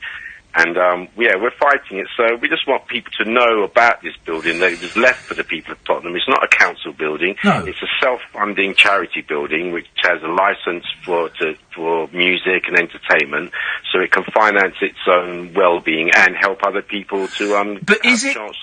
Right, listen, let me play devil's advocate for a second, just so I want to get the full picture of the story. Is it... You're saying it's in a state of disrepair? It's becoming like that. So how come if it's self-funding, has it been allowed to get into a state of disrepair so that it can be sold on? Mismanagement. Right. Yes, gross mismanagement by the trustees. Okay. Well, I've got to say, because I've been involved in arguments with trustees before, that they're not here to exactly that they're not here to defend themselves. So I'm sure they would object to that. But I have to say that.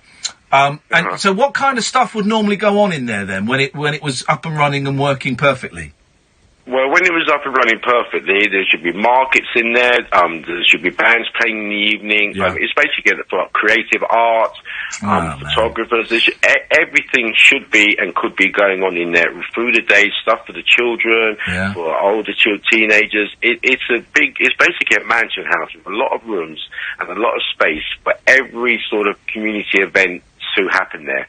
I mean, for example, now we've been in there. We got jam nights. We got Caribbean Sundays all day. The mum and papas, they come and have Caribbean food and bring their grandchildren. Not the 60s pop group. Yeah. Oh, wow, that would be cool. No, not 60s. No, okay, right, yeah. And we got workshops going, and it's just even so. Hang on, you've got all this stuff going on, even though. It's sort of been taken over by the builders, or even though it's not supposed to be functioning. Exactly. Wow. We carried on functioning to prove that it can function, and it's not beyond this sort of disrepair, and the community are using it and do want to use it, and we're going to carry on. So we're doing our best to hold on to it. We need more support. Obviously, for anything like this, especially if we win tomorrow, then we're going to need. So what is tomorrow? What exactly is tomorrow then? You're going to court? Well, tomorrow is we've gone. Basically, the trustees put in believed that we were squatting it and said that there's squatters in the building, so they got a squatting order. They used the injunction. it's a really weird situation. 9 o'clock in the morning about 2 weeks ago, the security came in, took everybody out of the building. Within 2 o'clock in the afternoon, the security guards decided they didn't want to take care of this community building and make it secure, so they walked away. The community workers walked back in. In the few hours that we went back into the building, we went to the courts, to the high courts, to get an injunction on their court order to go back to court and start all over again. So tomorrow, basically, it's the building trying to prove to the court that they're not squatting. Hey, listen, man, I think that we need more places like this. I think the places where people can go and be encouraged to be artistic and make noises and paint and take pictures, and kids can go and interact with artistic people, and anywhere you can eat jerk chicken. I think that's got to be a winner, man. And listen, I don't know the full story, but I suspect, and maybe you suspect too, that you're fighting a losing battle, because these things never end up. These things never end up well for the. And I'm going to say this, and please don't be offended. The little people. Do you know what I mean by that? I do know what you mean. Well, we're going to try and change I hope so. And show people that there is a chance. And I hope so, man. Rainbow George and the Rainbow Alliance said, let's all stick together. Don't put all your eggs in the Rainbow George basket. But listen, no, he's a good man. He's a good man. And we need more people like that.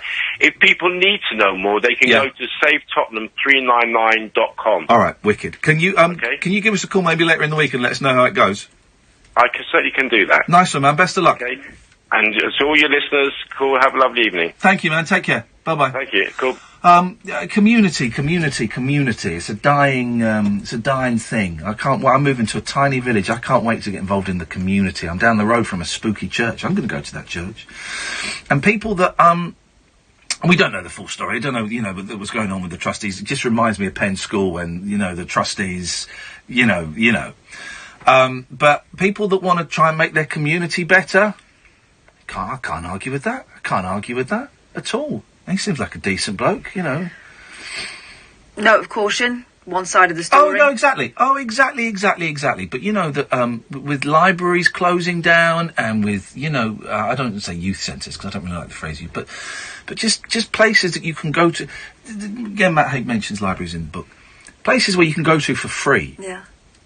Where there's no profit to be made. Leaves a lot of people scratching their heads. But a room full of books, how do we make money out of that? You can't really. But it's just there to enrich, society. Yeah, and libraries are really important, right? You're really lucky if you're able to have a room full of books. Kathleen Moran talks about how her upbringing was in libraries. Her education was in libraries. She'd go and lose herself in there for hours on end. Her parents couldn't afford to keep buying her books, but that's where she went. She was homeschooled. That's where she got a lot of her education from. For those people, and for you, actually, at certain points in your life, you'll need a library. Yeah. You've got to be just hoping that it's still around by the time you go. Go in. And also, you're not. I disagree with this. You don't have to be quiet in libraries anymore. No, not anymore. There's no shush. There's no shush. There's all havoc going on.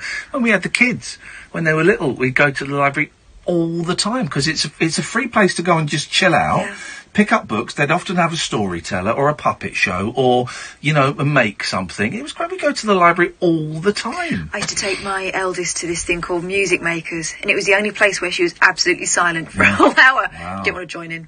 And then we'd go to Tesco's round the corner afterwards, and she'd be singing the songs at the top of her lungs all the way around Tesco. So she was getting something out of it, just wasn't necessarily wanting to conform. I wish them the best of luck. Again, we've only heard half the story, so we don't know. But there's just, the places where people and kids, and not just kids, old people my age, people where they can go for free.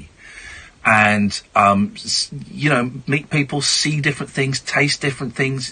There's hardly any of these at all, and it's heartbreaking. Right, the Late Night Alternative Talk Radio. Across the UK, online and on DAB.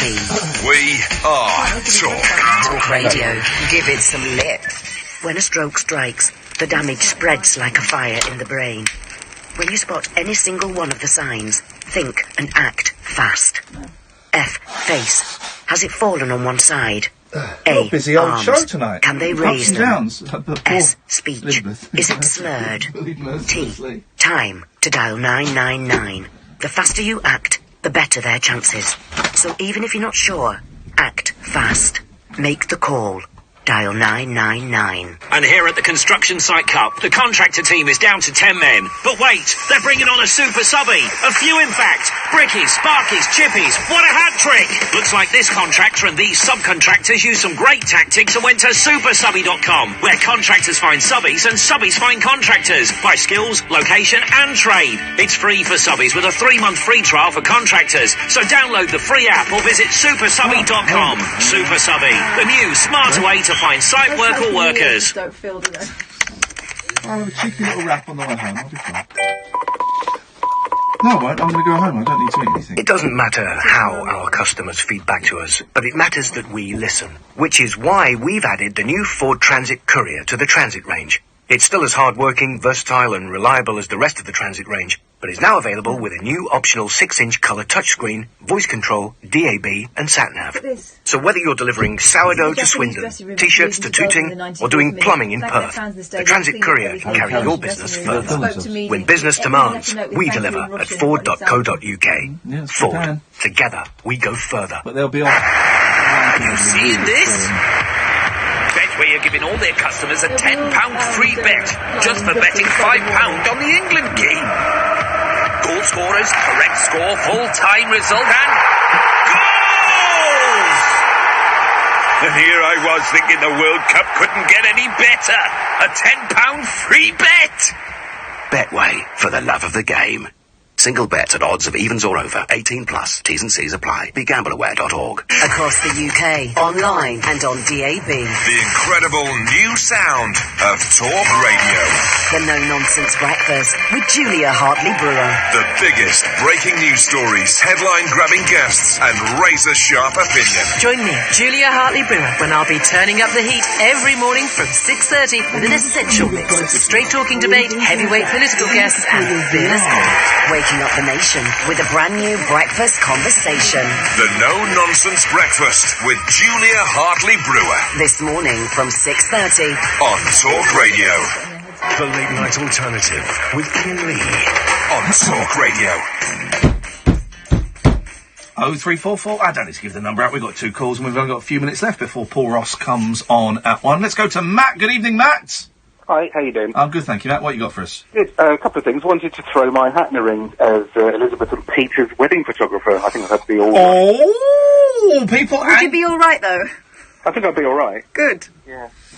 Look at you, people angling for work. I don't know when it is, but I think I'm busy then. No, it's a tough gig, though, so, I'll give it a go. I'll do it for £500. I'll do it for $499,950. Well, you're an idiot, because I'll do it for $450. No, $425. You can do it then. But you're busy. No, I do it for... What are you bartering him down for? I'll be free, because I want him to lose money. Incredible. Yes, Incredible. Exactly It is incredible. 750 quid all in. Oh, jeez, that's a bit... come on, cash in hand? No, it goes through the books. Bearing in mind it's only going to last 6 months, it's barely worth it, is it? Yeah. Well, exactly, but then you can get the second one for 500.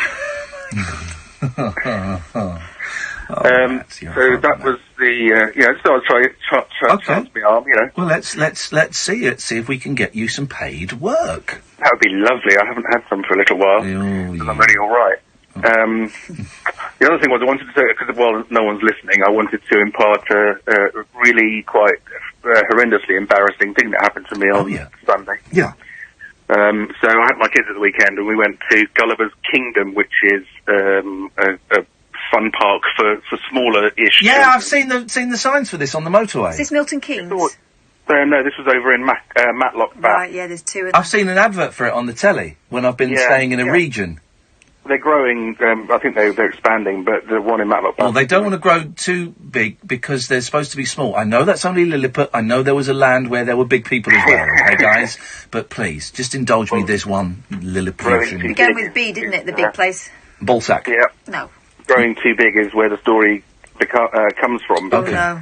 Yeah. I've taken the kids there quite a few times, and, it's very much designed for, kind of sub-adolescent kind of age kids. It's not like Alton Towers. Yeah. But we go on the pirate ship is one of their favourites. The one that does it swing? Yeah. Ah, flipping hate those. On Sunday, I was just with my youngest because my eldest had gone off to a scout thing. And so we got in the queue for the pirate ship, we got on, we sat down. On Saturday, we'd been on together, and it'd been great, but we sat down on the Sunday, and the bar came down to hold us in, and it wouldn't fit. Oh. It wouldn't. Well, it shut, but it was so painful pushing into me. What, in your gut or your knees? Yeah, in my gut. Oh, yeah. matey. I know. And I was absolutely mortified, and I had to say, look, I'm sorry, I'm going to have to get off. Oh. And so I had to go and sort of do the walk of shame, left my little youngest Max, who's, 8, on there on his own, and then watched him go backwards and forwards on this thing that he loves with a face like he'd just been told he had a week to live. Right, we laughed there a little bit, and actually I feel a bit bad for laughing, because it's a slight body-shaming thing. How did that make you feel? Appalling. Yeah, I bet it did. One of the lowest feelings I've ever had, and I had to really pull myself out of it to try and make the rest of the day fun. Yeah, I'm sorry I laughed. That was a bit mean. I didn't. No, not at all. It is funny.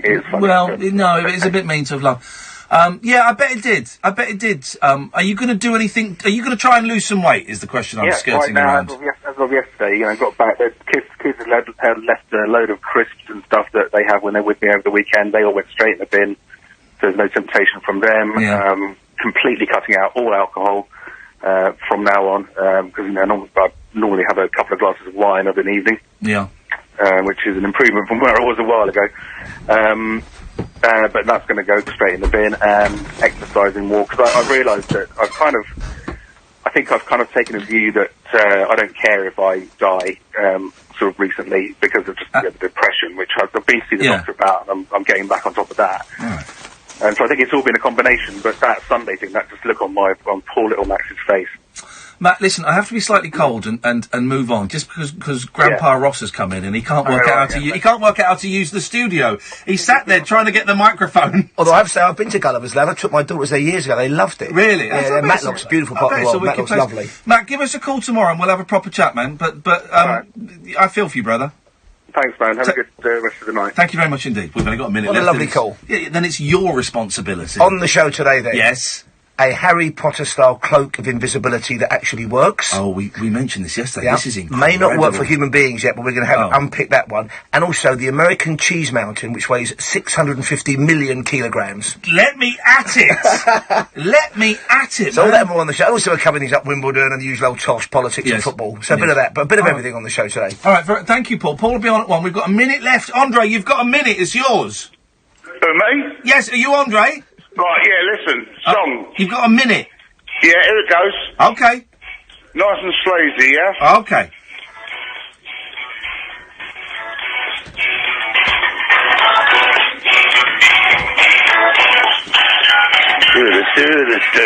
Let's get the music. You've got 40 seconds. Right. Listen, here it goes. Oh, Jesus. We use our hand for guidance, like the children of a preacher, like a Turn the dry microphones off, seeking we'll let water. them finish. You know how to speak us up a little bit, and you know how to get them. Nice and sleazy. Nice and sleazy does it. This is the Stranglers, I think, isn't it? It is. Nice. Around the time they did that, walking on the beaches, looking at the peaches. That's regarded as a classic. Don't make that some song. Terrible. Is that it? Nice and sleazy. Nice and sleazy. Does it, does it.